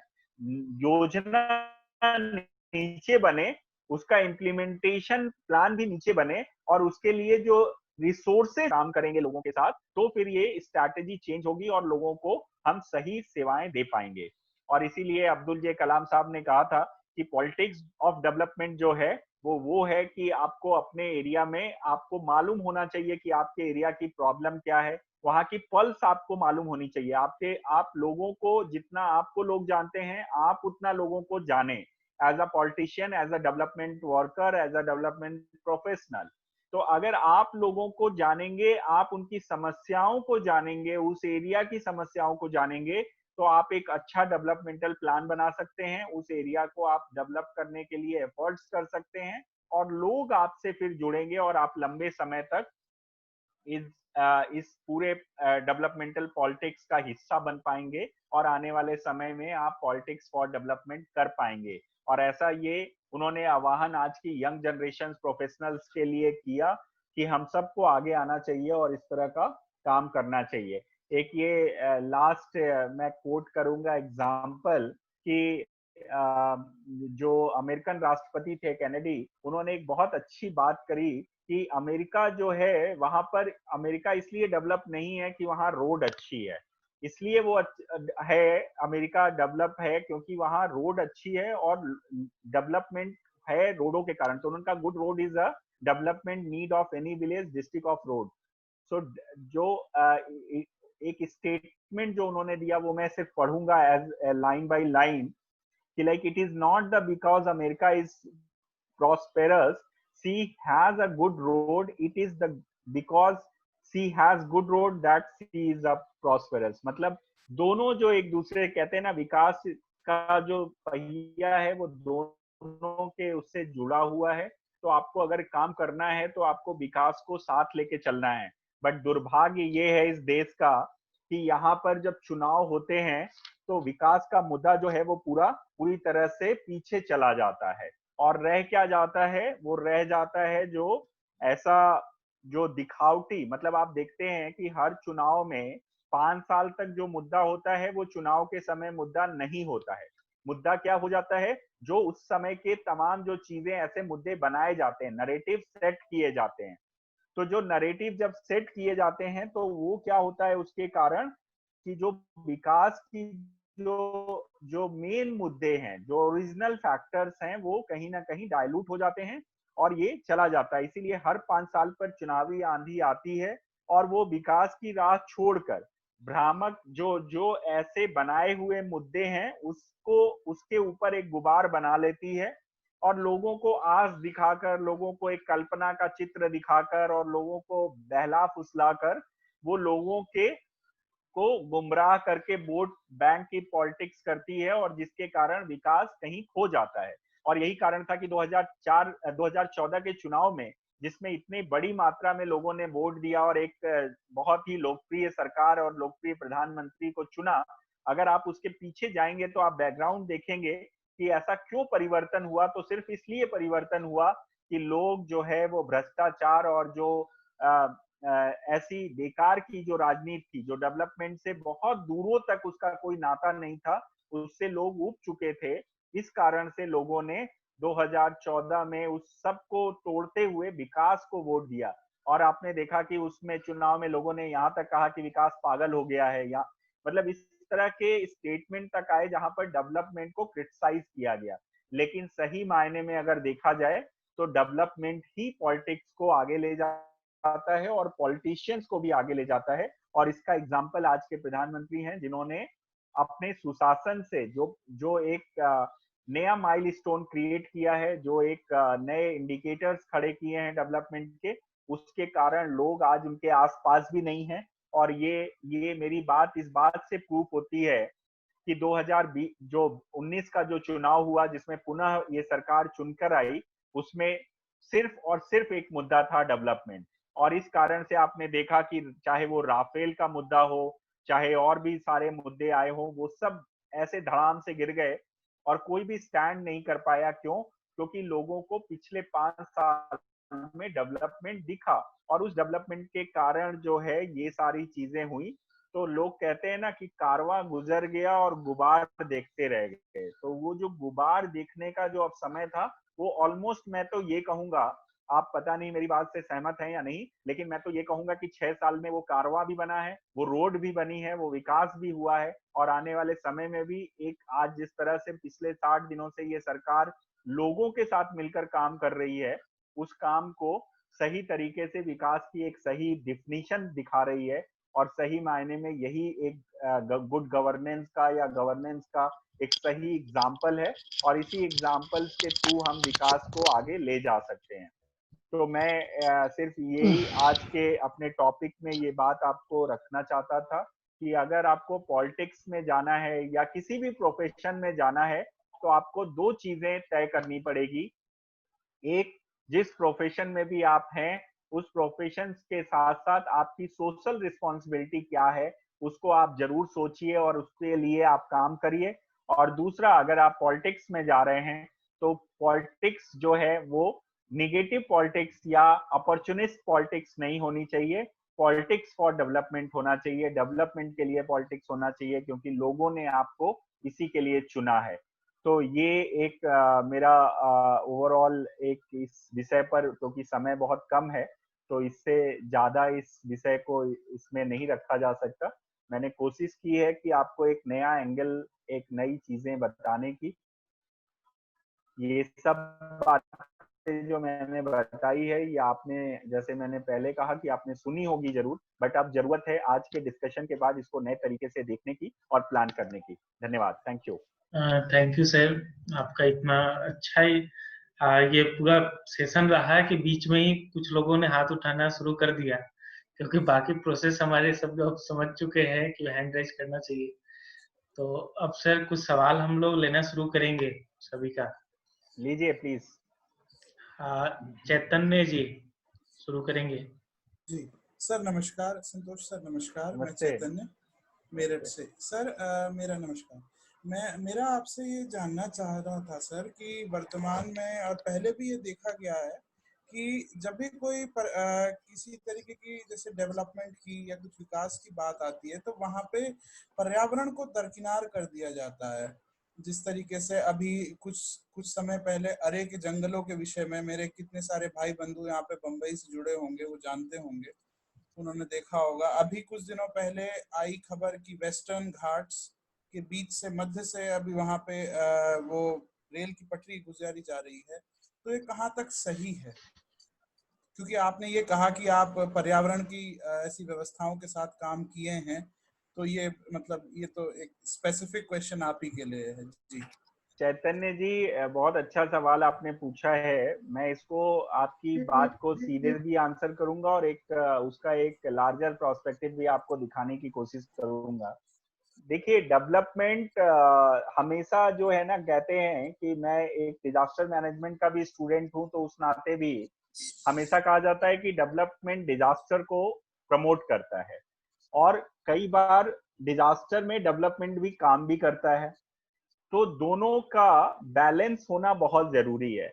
जैसे आपको मालूम है कि अभी एक एग्जांपल है, आप अभी के 60 डेज को अगर ध्यान में रखकर देखें, तो जब सारा लॉकडाउन चल रहा है तो आप सब फील कर रहे हैं कि इन्वायरमेंट बहुत अच्छा हो गया है, नदियां बहुत साफ हो गई हैं, हवाएं बहुत अच्छी हो गई हैं, हमारा एयर क्वालिटी इंडेक्स बहुत इम्प्रूव कर गया है। हम आज बहुत सारे लोग शहरों में, मुंबई, दिल्ली, जो बड़े शहरों में लोग रह रहे हैं, वहां के बच्चों ने नीला आसमान नहीं देखा था। आज लोग अपने छत से नीला आसमान देख रहे हैं, बालकनी से नीला आसमान देख रहे हैं, तारे देख रहे हैं, जो तारे शहरों में दिखते नहीं थे। तो ये सब क्या है, ये जो आपने क्या है, मैंने वही बात मैं अपनी बात से लिंक करूंगा। हमारा जो डेवलपमेंट है वो प्योरली प्लान्ड नहीं है। हम जो डेवलपमेंट करते हैं वो लॉन्ग टर्म प्लान लेके नहीं करते हैं, हम शॉर्ट टर्म डेवलपमेंट की बात करते हैं। जैसे अभी डिमांड आई कि मेरठ में, मान लीजिए आप मेरठ से हैं, और मेरठ में अगर एक डिमांड आई कि इस पर्टिकुलर एरिया में हमें ट्रांसपोर्ट की दिक्कत है, तो हमने क्या किया, हमने ये नहीं सोचा कि हमें ट्रांसपोर्ट देना, सिर्फ देना नहीं है, बल्कि उस एरिया के बारे में सोच के ट्रांसपोर्ट देना है। तो हम क्या करते हैं, लोगों की डिमांड को देखते हुए तुरंत हम ट्रांसपोर्ट फैसिलिटी डाल देते हैं। अब उसमें चाहे वहां रोड हो नहीं हो, और उसमें कितना कंजेस्टेड एरिया है, कितने लोगों को उससे फायदा मिलने वाला है, उसका अल्टरनेटिव क्या हो सकता है, ये हम कभी नहीं सोचते। ऐसे ही अगर ऐसा हम सोचते तो आपने देखा है कई सारी रोडें, कई सारे पुल, कई सारे एरियाज बनते और बिगड़ते रहते हैं। क्यों ऐसा होता है? क्योंकि वो लॉन्ग टर्म प्लान नहीं होता। तो एज अ डेवलपमेंट स्टूडेंट मैं ये कहूंगा कि हमारे कंट्री में अब जरूरत है 100 साल लंबे प्लान को लेके आगे बढ़ने की। मतलब हमें विजनरी होने की जरूरत है। अगर हम विजनरी होके काम करेंगे तो डेवलपमेंट भी लंबे समय तक के लिए होगा, और जो डेवलपमेंट होगा उससे इन्वायरमेंट इंपैक्ट नहीं होगा। जैसे मैं एक एग्जांपल देता हूं कि अभी हम लोग इन्वायरमेंट क्लियरेंस माइंस का, जैसे मैं माइंस की कमेटी में हूं, नॉन कोल माइनिंग का, तो माइंस के जितने भी एनओसीज देते हैं तो उस कमेटी में हम लोग रिव्यू करते हैं कि अगर किसी पर्टिकुलर एरिया के अंदर आप माइनिंग कर रहे हो, तो माइनिंग कर रहे हो तो आप वहां पे माइंस करोगे तो वहां पे वहां का इन्वायरमेंट पूरा बिगड़ेगा, वहां पे डस्ट भी होगा, वहां पे नॉइज भी होगी, वहां पर वहां का जो इन्वायरमेंट, जो वहां की ग्रीनरी है, प्लांटेशंस हैं, वो सब खत्म होंगे। तो हम लोग उसमें टर्म्स एंड कंडीशंस लगाते हैं कि अगर आप इतना एरिया, जो आपका माइन लीज एरिया है, अगर उतना एरिया में आप ये काम कर रहे हो तो आपको ग्रीन बाउंड्री प्लांटेशंस करना है, ग्रीन फील्ड बनानी है, आपको वहां पर नॉइज कम करने के लिए ये सारे इक्विपमेंट्स लगाने हैं, एक पर्टिकुलर इंडेक्स के अंदर ही आप काम करोगे। ये सारे नियम्स कानून बन के और उनको दिए जाते हैं। अब होता क्या है कि ये नियम कानून बना और सब कुछ गया, लेकिन वहां का जो लोकल एडमिनिस्ट्रेशन है वो उसको फॉलो नहीं करा पाता। लोग जाके इन्वायरमेंट क्लियरेंस किस बेसिस पर मिला है उसको चेक नहीं करते, और इस कारण से वो गड़बड़ होता है। तो मैं आपके जवाब में एक लाइन में सीधे शब्दों में अगर कहूं तो सीधा जवाब ये है कि डेवलपमेंट होना चाहिए, मुंबई की रेलवे लाइन, मेट्रो लाइन बननी चाहिए, लेकिन वो किसी भी इन्वायरमेंट को खराब करके नहीं बननी चाहिए। वो बननी चाहिए इन्वायरमेंट को ध्यान में रखकर। जैसे सिंगापुर में, ताइवान में लॉ है कि अगर आप 10 पेड़ काटेंगे तो आपको 1000 पेड़ लगाने हैं।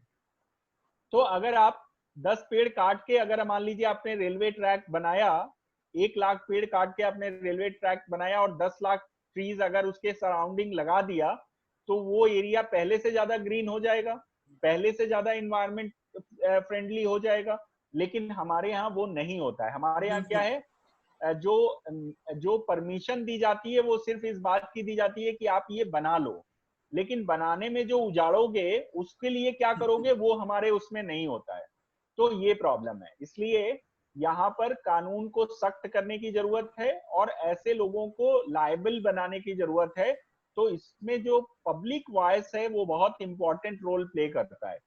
तो आप सबके लिए जानकारी के लिए मैं बता दूं कि एनवायरनमेंट मिनिस्ट्री के अंदर जितने भी क्लियरेंस दिए जाते हैं उन सब की गाइडलाइन दी जाती है। अगर आप उस गाइडलाइन को आप जिसके जहां भी जिस एरिया में भी जो भी काम हो रहा है अगर आप उनसे मांगेंगे तो आपको वो देख के मालूम चलेगा कि उसके अंदर क्या क्या काम उसको करने हैं। तो जब आप वो अगर काम कराना इंश्योर करा लेंगे तो उस एरिया में मुझे 100% यकीन है कि एनवायरनमेंट खराब नहीं होगा बल्कि और अच्छा होगा। Thank you so much sir, thank you so much. और कोई सवाल किसी के? यस सर, अभी काफी लोग हैं। हाँ, एक एक करके पूछिए। यस दालवी कुछ पूछना चाहती हैं, हमारी फीमेल पार्टिसिपेंट्स को पहले मौका देते हैं। ठीक है सर, जैसा आप बोले। हाँ जी बताइए। नहीं सर, मैं मेल हूँ। ओह सॉरी, मुझे पिक्चर में थोड़ा ये कंफ्यूजन हुआ, sorry, I am really sorry. और कोई साथी? हाँ तो सर हम लोग लाइन से ही चलते हैं। रामकृष्ण जी प्लीज जी। सोनल लेडीज है वो पूछना। सोनल जी। हाँ, good evening sir. Good evening. आपके आज के सेशन ने क्या एंगल दिया सर। मैं सोशल में भी हूँ, बिजनेस भी करती हूँ और पॉलिटिक्स में भी एक्टिव हूँ सर। हमारा अपना फाउंडेशन भी है, तो उसके अंतर्गत मैं वुमेन एम्पावरमेंट के लिए काम कर रही हूँ पिछले कुछ सालों से। तो मेरा ये सवाल है कि मुझे पॉलिटिक्स तो करना है, पर उसको क्या मैंने सोनल जी आपकी आवाज चली गई। सोनल जी आवाज चली गई आपकी। कोई नेटवर्क इशू है सर, लगता है। हम लोग अगला सवाल हाँ अगला लेते हैं फिर। शायद अभी आ गए सोनल जी, आप आवाज सुन पा रही हैं? हाँ। तो अभी एक बार ये लास्ट लाइन आपकी हम लोग नहीं सुन पाए, एक बार रिपीट करिए कि आप पॉलिटिक्स में आना चाहती हैं। तो हाँ, तो सर मैं जो काम कर रही हूँ, मैं ट्राइबल में कर रही हूँ, अर्बन में कर रही हूँ और रूरल एरिया में भी कर रही हूँ, पर मैं जितना चाहिए उसको मीडिया तक नहीं लेके जा रही हूँ।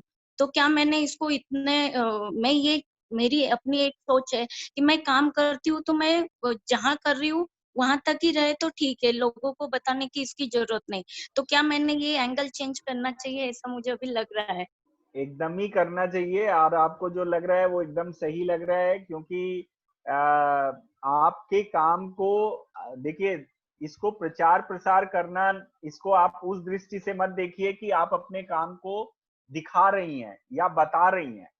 आप इस सोच से करिए कि हमारे काम को ज्यादा से ज्यादा लोग जानेंगे तो हमारी लोगों के बीच में और ज्यादा प्रतिष्ठा बढ़ेगी, लोग उससे ज्यादा जुड़ेंगे और उस काम से और लोग इनडायरेक्टली सीखेंगे भी। मतलब कुछ लोग ऐसे हैं जो अभी आपके काम से सीख नहीं पा रहे होंगे, तो वो सीखेंगे भी उस काम से। हाँ जी सर, मैंने अभी तक थाउजेंड्स ऑफ लेडीज को ये किया, एजुकेट किया है, और गवर्नमेंट के थ्रू भी कुछ प्रोग्राम्स लेती हूँ जैसे WEDP का। बहुत तो उसमें अच्छा मुझे है। बहुत अच्छा मिला। मेरा सिर्फ अच्छा है सोनल जी, आपको बधाई अच्छे काम के लिए, लेकिन इस काम को लॉन्ग टर्म में खड़ा करने की बात सोचिए। मैंने जैसे कहा ना, आप जैसे स्वयंसेवी लोगों को एक काम हमेशा सोच के करना चाहिए, सिर्फ एक एक एक्टिविटीज नहीं करनी चाहिए। आपको एक होलिस्टिक प्लान बना के लंबे समय के डेवलपमेंट के को एक प्लान को इम्प्लीमेंट करना चाहिए। चाहे उसके फेजेस अलग अलग हो सकते हैं, लेकिन सोच बड़ी होनी चाहिए कि अगर हम महिला सशक्तिकरण का काम कर रहे हैं, वुमेन एम्पावरमेंट का, तो हमारा अल्टीमेटली गोल क्या है, विजन क्या है। अगर वो क्लियर होगा, लॉन्ग टर्म प्लान होगा, तो महिलाओं को फायदा होगा end of the day. Otherwise आप एक लोगों को सिर्फ ट्रेनिंग देके छोड़ देंगे तो उनको कोई लाभ नहीं मिलेगा। तो लंबे समय का प्लान बनाइए और काम करिए। Yes, thank you sir. अगला सवाल लेते हैं। Thank you. अगला सवाल शीतल जी। शीतल जी नमस्ते प्लीज। सर। नमस्ते, मुंबई से हूँ। मैं एक चाइल्ड रिलेटेड एनजीओ में काम करती हूँ। इसके अलावा मेरा एनजीओ के रिलेटेड कुछ 7-8 महीनों से थोड़ा रिसर्च हो रहा है, मतलब थोड़ा गूगल का रिसर्चिंग हो रहा है। तो एक ध्यान में आया कि ओवरऑल जो आपने आंकड़ा बताया कि 33 लाख से ज्यादा एनजीओ है इंडिया में, वो एक, और दूसरा मतलब उसका जो नेक्सस है, मतलब 500 सिटीज में, अर्बन में 500 लोगों के पीछे एक एनजीओ और रूरल में 250 लोगों के पीछे एक एनजीओ, ऐसा कुछ नेक्सस बताता है। ये डेटा में मत जाइए, ये डेटा सही नहीं है। मैंने आपको बताया ना कि सिर्फ इस देश में जो वर्किंग एनजीओज हैं वो करीब 1.5 लाख के आसपास हैं। हाँ सर। बाकी सब जो है उसमें, क्योंकि एजुकेशन स्कूल भी जुड़े हुए हैं, हॉस्पिटल भी जुड़े हैं, इंस्टीट्यूशंस भी हैं। Right sir. तो इसलिए वो जो 33 लाख का फिगर है वो पूरा एनजीओ है, ऐसा नहीं है। सही बात सर। इसलिए उसको ना देखें। कैटेगरी वाइज हमने सेंट्रलाइज इसका मतलब डेटा कुछ हमारे पास है क्या? और इसके अलावा मेरा एक है कि डेवलपमेंट सेक्टर को अनऑर्गेनाइज ज्यादातर कहा जाता है, तो वो उसके बारे में आपका क्या कहना है? देखिए, डेवलपमेंट सेक्टर को अनऑर्गेनाइज नहीं कहा जाता, मैंने नहीं सुना। लेकिन क्योंकि डेवलपमेंट सेक्टर जो है वो ऑर्गेनाइज्ड है। आप अब डेवलपमेंट सेक्टर को क्या देखती हैं वो अगर आप बताएंगे तो फिर आपको खुद ही आपके क्वेश्चन का आंसर मिलेगा। मेरे अकॉर्डिंग डेवलपमेंट सेक्टर मतलब जहां पर डेवलपमेंट की बात होती है, प्लान बनता है और उसको इम्प्लीमेंट किया जाता है। तो ये सेक्टर तो पूरा ऑर्गेनाइज है, क्योंकि जो भी प्लान बनता है वो पेपर पे बनता है। जो काम होता है वो पेपर के साथ साथ जमीन पर होता है, लोगों को उसमें जुड़ाव होता है, लोगों के लिए होता है, और फिर उसका प्रॉपर इवैल्यूएशन मॉनिटरिंग भी होती है। तो ये तो ऑर्गेनाइज है, तो अनऑर्गेनाइज तो नहीं कहेंगे इसे। बराबर सर। एक लास्ट क्वेश्चन कि ओवर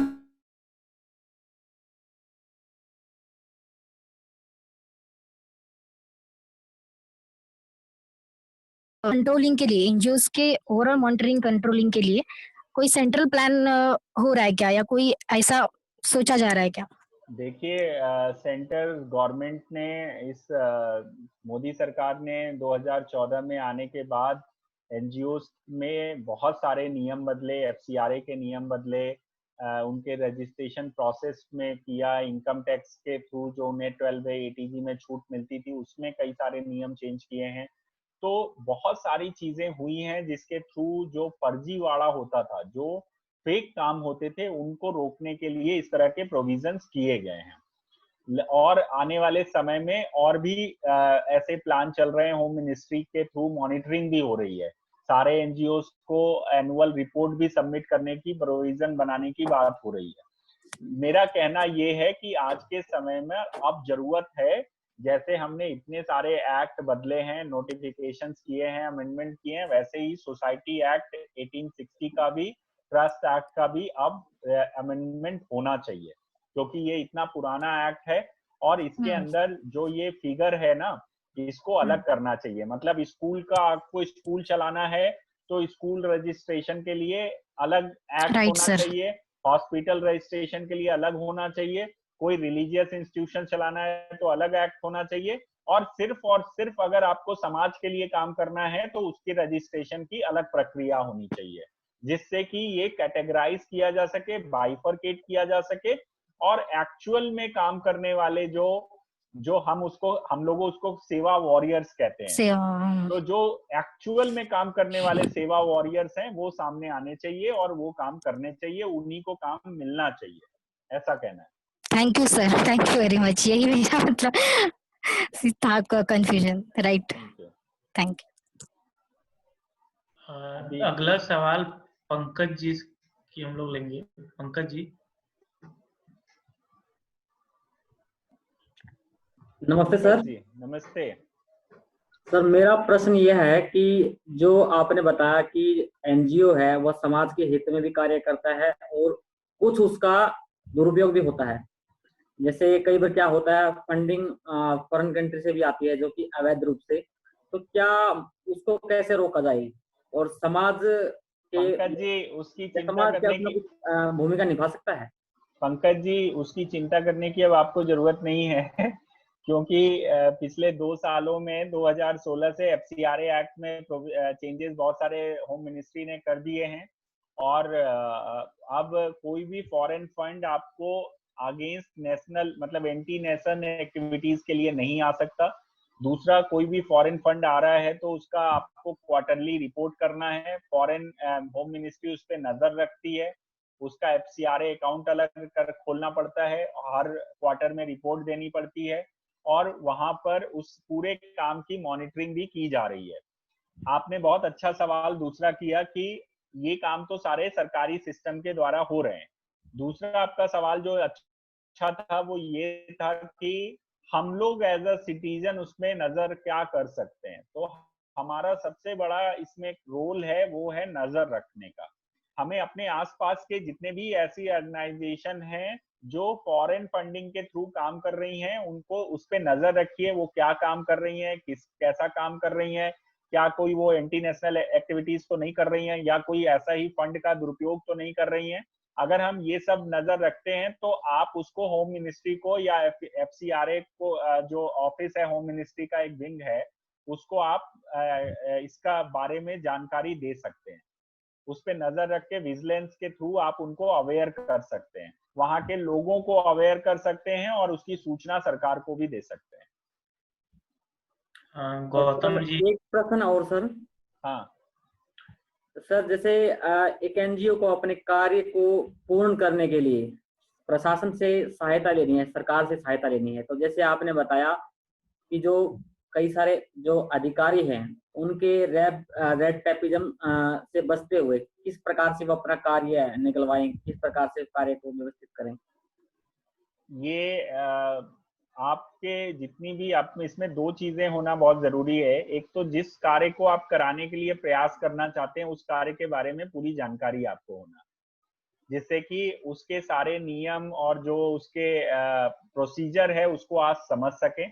दूसरा, उस आप देखेंगे जब उस प्रोसीजर के अंदर सारा दिया रहता है, डिटेल दिया रहता है, आप उस पर्टिकुलर डिपार्टमेंट में जाके उस नियम के साथ में आप लोगों से बात कर सकते हैं, डिमांड कर सकते हैं। तो आपको कोई भी अधिकारी अगर आपको नियम मालूम है तो वो आपको घुमा नहीं सकता और आपके जो अधिकार हैं वो आपको उसको देना ही पड़ेगा। और हर एक स्कीम में आजकल एक चार्टर डाला जाता है कि हर स्कीम का इम्प्लीमेंटेशन कितने से कितने दिन में हो जाना चाहिए।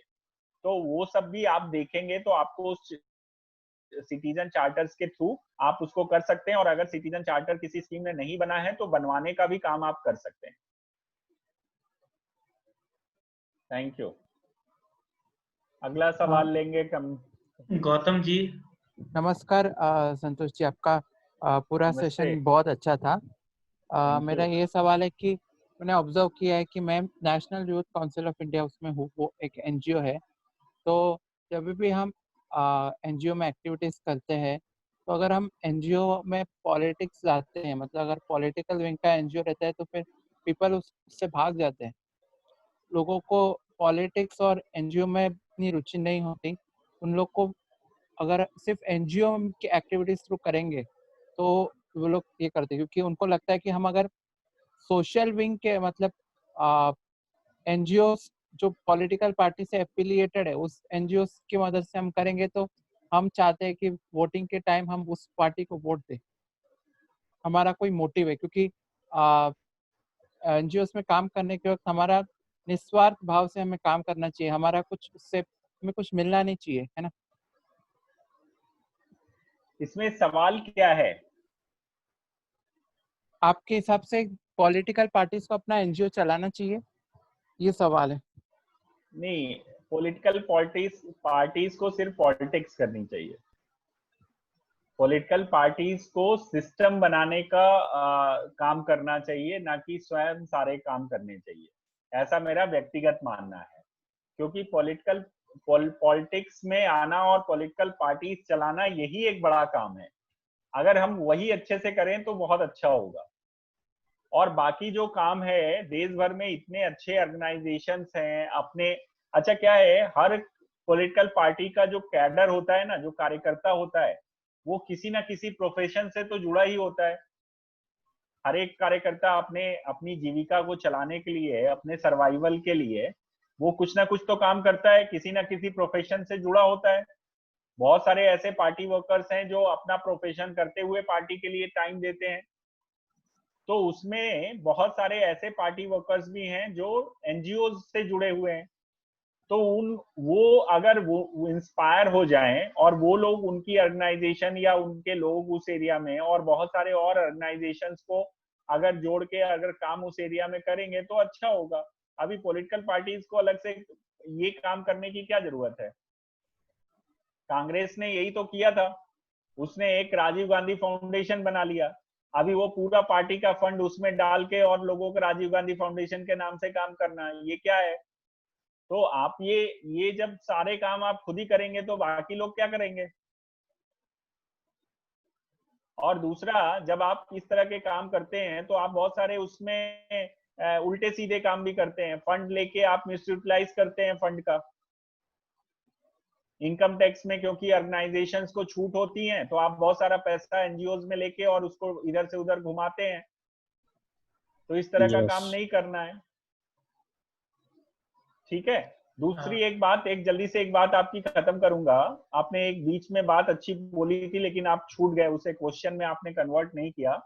आपको देखिए, किसी भी एरिया में एज ए एनजीओ या एज अ वर्कर या एज अ प्रोफेशनल किसी भी रूप में अगर आप जब सोसाइटी के बीच में जाएंगे काम करने, तो आप ये मान के मत जाइए कि मैं जा रहा हूं तो लोग मेरी बात सुनेंगे। आपको वहां पर जाके अपनी क्रेडिबिलिटी स्टैब्लिश करनी पड़ेगी, लोगों के साथ कुछ दिन काम करना पड़ेगा, उनको समझना पड़ेगा, उनके बीच में अपना एक गुडविल बनाना पड़ेगा। फिर जाके उनको लगेगा कि आप उनके हित की बात कर रहे हैं, उनके लिए बात कर रहे हैं और आप उनको आप पे ट्रस्ट होगा, तो जाके वो लोग आपकी बात सुनेंगे, नहीं तो नहीं सुनेंगे। ऐसा आप मान के चलिए कि मैं तो प्रोफेशनल हूँ, मैंने ट्रेनिंग ली है, मैं आया हूँ और मैं गांव बदल दूंगा, तो कोई आपकी बात नहीं सुनेगा, कहेगा भैया बहुत हो गया, तुम्हारे जैसे यहाँ 10-15 और हैं, ठीक है? तो इसलिए आज के समय में मतलब हम सब, ये मानव व्यवहार है। हम भी अगर मान लीजिए अभी यहाँ पर मैं आया, कमलाकांत जी ने मेरा परिचय कराया, मेरे बारे में प्रोफाइल बताई, मैंने एक अच्छा सा प्रेजेंटेशन दिया, तब आपको मेरी बात पे थोड़ा विश्वास हुआ। 100% हो सकता है इसमें भी नहीं हुआ हो, जो कि आज पहली बार मिले। तो धीरे धीरे ये सब देखिए, ट्रस्ट जो है ना डेवलप होने में बहुत टाइम लगता है और लंबे समय के बाद ट्रस्ट डेवलप होता है, तो कम्युनिटी में तो और भी टाइम लगता है। तो आप उस तरीके से उसमें जहां भी जाइए काम करने, वहां पर पूरा समय दीजिए, उनके साथ लंबे समय तक जुड़िए, फिर कुछ काम करने का सोचिए। Thank you. यश जी का सवाल लेंगे। हाँ, नमस्ते सर। नमस्ते यश जी। मेरा प्रश्न आंगनवाड़ी वर्कर्स से रिलेटेड है सर, कि उनका काम बहुत ही अच्छा रहता है। जैसे आईसीडीएस के तहत वो गवर्नमेंट के स्कीम्स को बहुत ही अच्छी तरह इम्प्लीमेंट करते हैं और हाल ही में कोविड-19 में उन्होंने अपने काम को छोड़कर मरीजों की सेवाओं में अपना पूरा समय गुजार रहे हैं वो। लेकिन अगर हम उनकी सैलरी देखें तो वो केवल 6,500 प्रति महीने उन्हें मिलता है, जो कि मिनिमम वेज 300 से भी बिलो है। और एक गवर्नमेंट एम्प्लॉय, प्राइवेट एम्प्लॉय और आंगनवाड़ी वर्कर्स को हम लोग कंपेयर करें तो उन्हें जैसे लाइफ इंश्योरेंस, हेल्थ इंश्योरेंस, ये सब भी नहीं अच्छी तरह प्रोवाइड करवाया जाता है। तो क्या हमारा ध्यान उनके स्टैंडर्ड ऑफ लिविंग को बढ़ाने में और होना चाहिए? जरूर होना चाहिए, ये बहुत अच्छी सोच है आपकी। और एक्चुअल में देखा जाए तो जो ये आंगनबाड़ी वर्कर हैं या आशा हैं, ये जो भी विलेज लेवल फंक्शनरीज हैं, जो विलेज के अंदर पर्टिकुलर सब्जेक्ट पर, पर्टिकुलर इश्यूज पर दिन रात काम कर रहे हैं। और आज के टाइम पे आंगनबाड़ी और आशा वर्कर की सिचुएशन ऐसी हो गई है कि उनको जो उनका मदर एंड चाइल्ड प्रोग्राम था उसको छोड़ के बाकी सारे काम उनसे कराए जाते हैं, लेकिन उनको जो ऑनरेडियम मिलता है वो बहुत कम मिलता है, मिनिमम वेजेस भी नहीं मिलता। तो ये जो प्रोग्राम, जो मैं तो ये कहूंगा कि ये जो डिजाइन हुआ था प्रोग्राम, वो बहुत अच्छा हुआ था। जिसने भी ये कॉन्सेप्ट को सोचा और लेके आए, तो उस समय जब आप इसके बारे में पढ़ेंगे तो आप देखेंगे कि जब ये कॉन्सेप्ट डिजाइन हुआ था तो उस समय सोच ये थी कि ये हर गांव के अंदर एक वॉलंटियर्स तैयार किए जाएं ट्रेंड वॉलंटियर्स तैयार किए जाएं और जो इस पर्टिकुलर सब्जेक्ट पर काम करें। जैसे आंगनबाड़ी का था कि वो मदर एंड चाइल्ड इश्यूज पर, हेल्थ इश्यूज पर काम करे, गांव माल नरेश ना हो, गांव में महिलाएं जो हैं इंस्टीट्यूशनल डिलीवरी बढ़े, उनको हेल्थ की नॉलेज हो, सैनिटेशन हाइजीन पे काम हो, इस तरह के बच्चों की एजुकेशन हो, छोटे बच्चों का, इस तरह के सारे इश्यूज पे उनको ट्रेनिंग दी गई, उनका मैंडेट था और उसके अकॉर्डिंग उनको काम करने के लिए लगाया गया। इसलिए उनको, क्योंकि गांव के ही महिलाओं को चयन किया गया एज अ वॉलंटियर। लेकिन बाद में जैसे हर काम में इंडिया में होता है कि हर काम के अंदर जब पॉलिटिक्स आ जाती है तो बाद में ये इसका जो आत्मा थी, जो वॉलंटियरिज्म को जो बढ़ावा देने का था, वो खत्म हो गया और ये कमर्शलाइज हो गया। इसीलिए आंगनबाड़ी का सिलेक्शन आजकल बहुत आसान बात नहीं है। आंगनबाड़ी बनने के लिए आप जो कह रहे हो ना, पैसा बहुत कम मिलता है, लेकिन आंगनबाड़ी बनने के लिए भी 20 लोग लाइन में रहते हैं और उसके लिए भी एमएलए और बड़े बड़े सोर्स लगाने पड़ते हैं। तो ये क्या हुआ, क्योंकि उसमें करप्शन आ गया, उसमें तमाम चीजें आ गई, तो ये सब जो सिस्टम का पार्ट है उसके कारण ये पूरा जो कॉन्सेप्ट था वो खत्म हो गया। तो अगर मैं कहूंगा कि अगर ये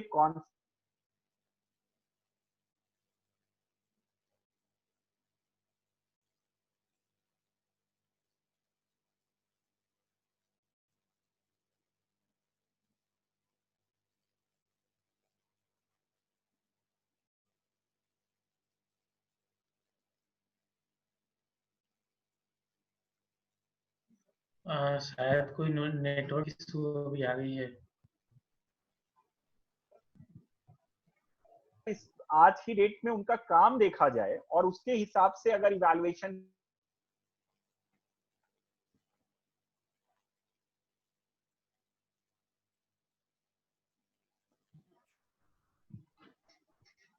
हाँ, ये फोन डिस्कनेक्ट हो गया था बीच में, तो ये मेरा कहना है। यस, शायद मैं आपकी बात को आंसर कर पाया हूँ। जी जी sir, thank you very much.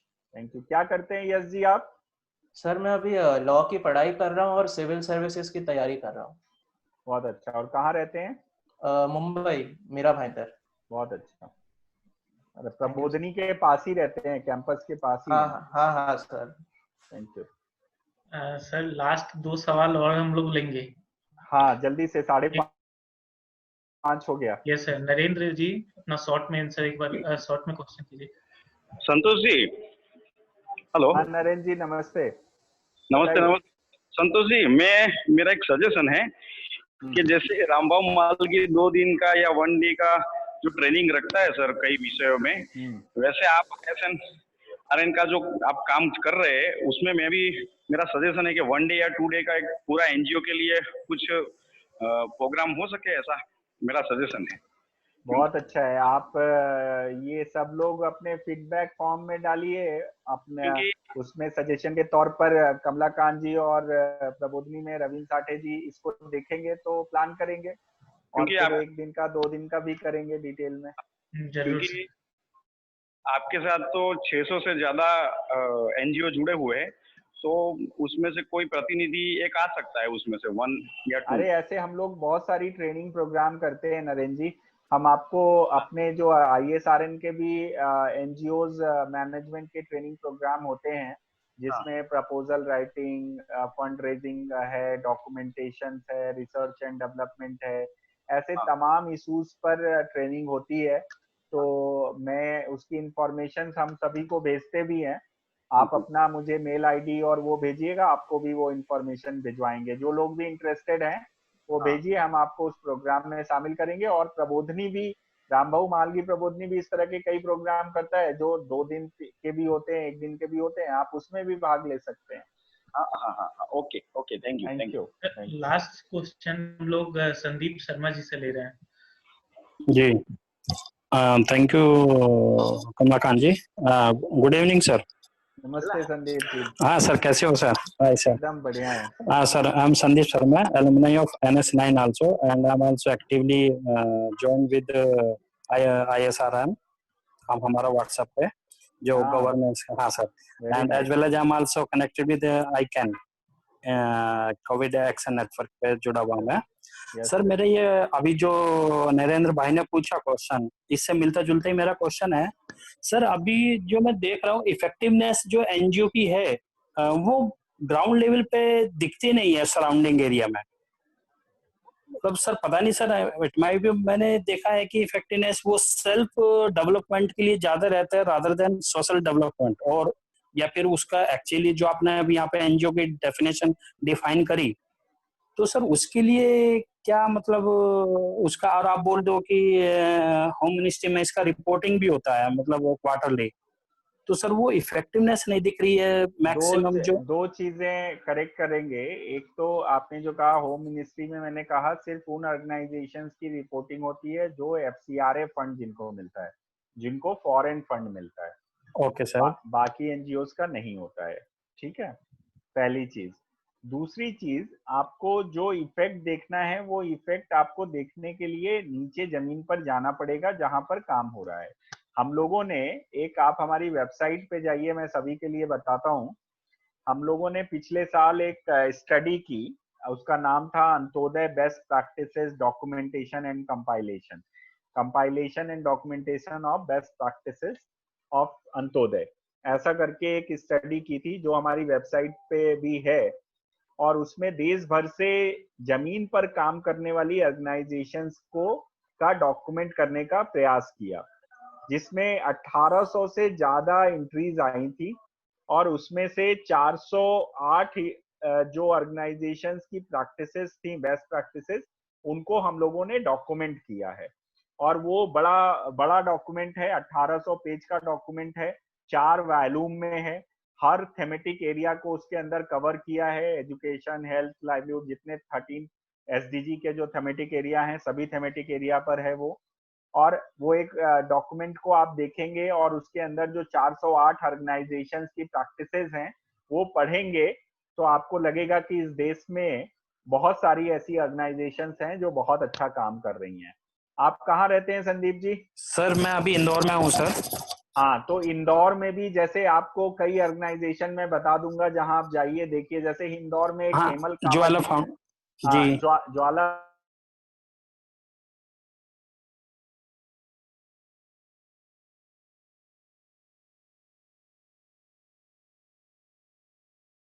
Bhopal में जाएंगे तो कई सारे अपना जन भागीदारी का काम चलता है। दीनदयाल जो अपना दीनदयाल रिसर्च इंस्टीट्यूट है, शोध संस्थान चित्रकूट में, मध्य प्रदेश में, उत्तर प्रदेश में, वहां पर भी काफी काम ऐसे, मतलब हर जगह अच्छी ऑर्गेनाइजेशन है। मतलब खराब जितनी है वो तो हमें दिखती हैं, लेकिन उसके अलावा बहुत सारी ऑर्गेनाइजेशन है जो रियल में जमीन पर बहुत अच्छा काम कर रही है। यस सर, मेरा क्वेश्चन यही था कि जो रियल जो ग्राउंड लेवल पे काम कर रहे हो जो खराब है उसमें परसेंटेज खराब लोगों का है ज्यादा है। हाँ, मतलब क्योंकि मैंने बताया ना वो एक हाँ, प्रोफेशन बन गया था, इसलिए यस जब कोई भी काम, सामाजिक कार्य जब प्रोफेशन बन जाता है तो उसमें गिरावट आती है। ऐसा ये नेचुरल वो है, इसलिए वो प्रोसेस में वो यहाँ भी हुआ है वो काम। धन्यवाद। धन्यवाद सर। लास्ट आपका कमेंट मैं चाहूंगा कि वैसे लोग जो बहुत मोटिवेट हो करके एनजीओ सेक्टर या किसी सेक्टर में काम करना शुरू करते हैं या खुद का एनजीओ बना के काम करना शुरू करते हैं, लेकिन होता है कि कुछ दिन बाद में फंडिंग के इशू के कारण से बंद हो जाती है, या शायद उस तरह के रिपोर्ट बना करके वो फंड रेज करने में सफल नहीं हो पाते हैं। उनके लिए आपका क्या मैसेज होगा? एक बार फिर से प्लीज रिपीट करिए, 2 क्वेश्चन आपने किए हैं। लास्ट वाला तो मुझे समझ में आया कि जो लोग ऐसा फंड लेके काम नहीं करते उनका क्या होगा, ऐसा ही आपने पूछा ना? हाँ सर, मतलब बहुत सारे लोग मोटिवेशन, बहुत सारे सोशल चेंज के लिए अपनी एनजीओ बनाते हैं या सोशल सेक्टर में जुड़ते हैं काम करने के लिए, लेकिन उनको उस तरह से ना फंडिंग मिल पाती है, ना उस तरह का वो रिपोर्ट बना करके प्रस्तुत कर पाते हैं।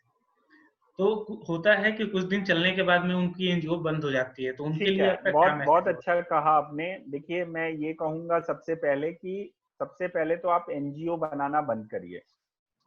ठीक है, किसी को भी एनजीओ बनाना नहीं होता है। आप सबसे पहले काम करना शुरू करिए। अगर आपका मोटो काम करना है तो आपका मोटो एनजीओ बनाना नहीं हो सकता। ये सोच में, दोनों बातों में बड़ा अंतर है। वो कैसे है कि हमें अगर एनजीओ बनाना है तो फिर हम एनजीओ बनाने के ऊपर एनर्जी लगाएंगे, लेकिन अगर हमने सोचा कि हमें इस समस्या पर काम करना है और उस समस्या को दूर करना है, तो सबसे पहले हम समस्या पे जाएंगे, काम करेंगे, समस्या को ढूंढेंगे, समझेंगे, उस पे प्लान बनाएंगे, फिर उसके लिए क्या क्या संसाधन चाहिए वो इकट्ठा करेंगे। तो जब इतना काम कर लेंगे और जब संसाधन इकट्ठा करने की बात आएगी तब आपको एनजीओ की जरूरत पड़ेगी। तो जब आप एनजीओ की उस समय जब जरूरत पड़ेगी तो आप रजिस्ट्रेशन एनजीओ का कराना 1 महीने का काम है, तब आप करा सकते हैं। और आप इसको उल्टा साइकिल जब शुरू करेंगे तब तक जब तक आप एनजीओ रजिस्ट्रेशन के प्रोसेस पे जाएंगे तब तक आपके साथ लोग जुड़ चुके होंगे और आपका एक अच्छा काम की अंडरस्टैंडिंग बन चुकी होगी। तो फिर आप उस काम को करने के लिए आप एनजीओ भी बना लेंगे और फिर उसके तरीका रिसोर्स भी जुटा लेंगे और काम भी कर लेंगे। अब जो दूसरी बात आपने कही कि बहुत सारे ऐसे ग्रास रूट लेवल एनजीओज हैं जो जमीन पर अच्छा काम करते हैं लेकिन उनके अंदर डॉक्यूमेंटेशन स्किल नहीं होती या उनको प्रपोजल लिखना नहीं आता, उनको रिसोर्स मोबिलाइज करना नहीं आता। तो ये एक आर्ट है, ये एक टेक्निकल आर्ट है और इसको सीखने के लिए आपको 2 तरीके हैं। या तो आप अपनी कैपेसिटी खुद बिल्ड करिए, खुद ट्रेनिंग लीजिए, खुद प्रपोजल लिखना, डॉक्यूमेंट करना, सब प्रोसेस फाइनेंस मैनेजमेंट करना, ये सब सीख लीजिए, या आप उस तरह के लोगों को अपने साथ जोड़ लीजिए। तो दोनों तरीकों से आपको कर, लेकिन इसके बिना काम नहीं चलेगा। आज के समय में आपको जितना जमीन पर काम करना जरूरी है उतना ही डॉक्यूमेंटेशन करना जरूरी है, उतना ही आपको प्रपोजल लिखना भी आना चाहिए, उतना ही आपको फाइनेंस मैनेजमेंट भी आना चाहिए। अगर ये तीनों चीज में आप एक्सपर्ट हैं तो आप अच्छा ऑर्गेनाइजेशन भी चला सकते हैं और लोगों के लिए भी जो आप चाहते हैं वो काम कर सकते हैं। लेकिन मेरा सिर्फ कहना ये है कि अप्रोच हमेशा उल्टा होना चाहिए, काम पहले होना चाहिए और उसका जो स्ट्रक्चरिंग है वो बाद में होनी चाहिए। उससे आपको काम की समझ भी बनेगी और आप अच्छा काम, रिजल्ट ओरिएंटेड काम कर पाएंगे। हो सकता है कि आप काम करते करते आपको लगे, जैसे बहुत सारे लोगों को लगता है एनजीओ बनाने के बाद कि यार ये मेरे, this is not a cup of T, my cup of T, तो वो छोड़ देते हैं और उनको लगता है नहीं ये काम मुझसे नहीं हो सकता। ऐसे ही हो सकता है जब आप काम करने जाएं कुछ दिन के बाद आपको लगे नहीं मुझसे, मेरा ये काम नहीं है, मैं नहीं कर पाऊंगा, मेरी वो स्किल नहीं है, तो आप छोड़ देंगे। लेकिन अगर आपने पक्के मन से और सही तरीके से सोचा है तो वो काम हो जाएगा और आप सफल भी हो जाएंगे। तो ये अप्रोच के साथ हमें मूव करना पड़ेगा। थैंक यू सर, काफी अच्छा इतना इंफॉर्मेशन आपने दिया पूरे सेशन के दौरान।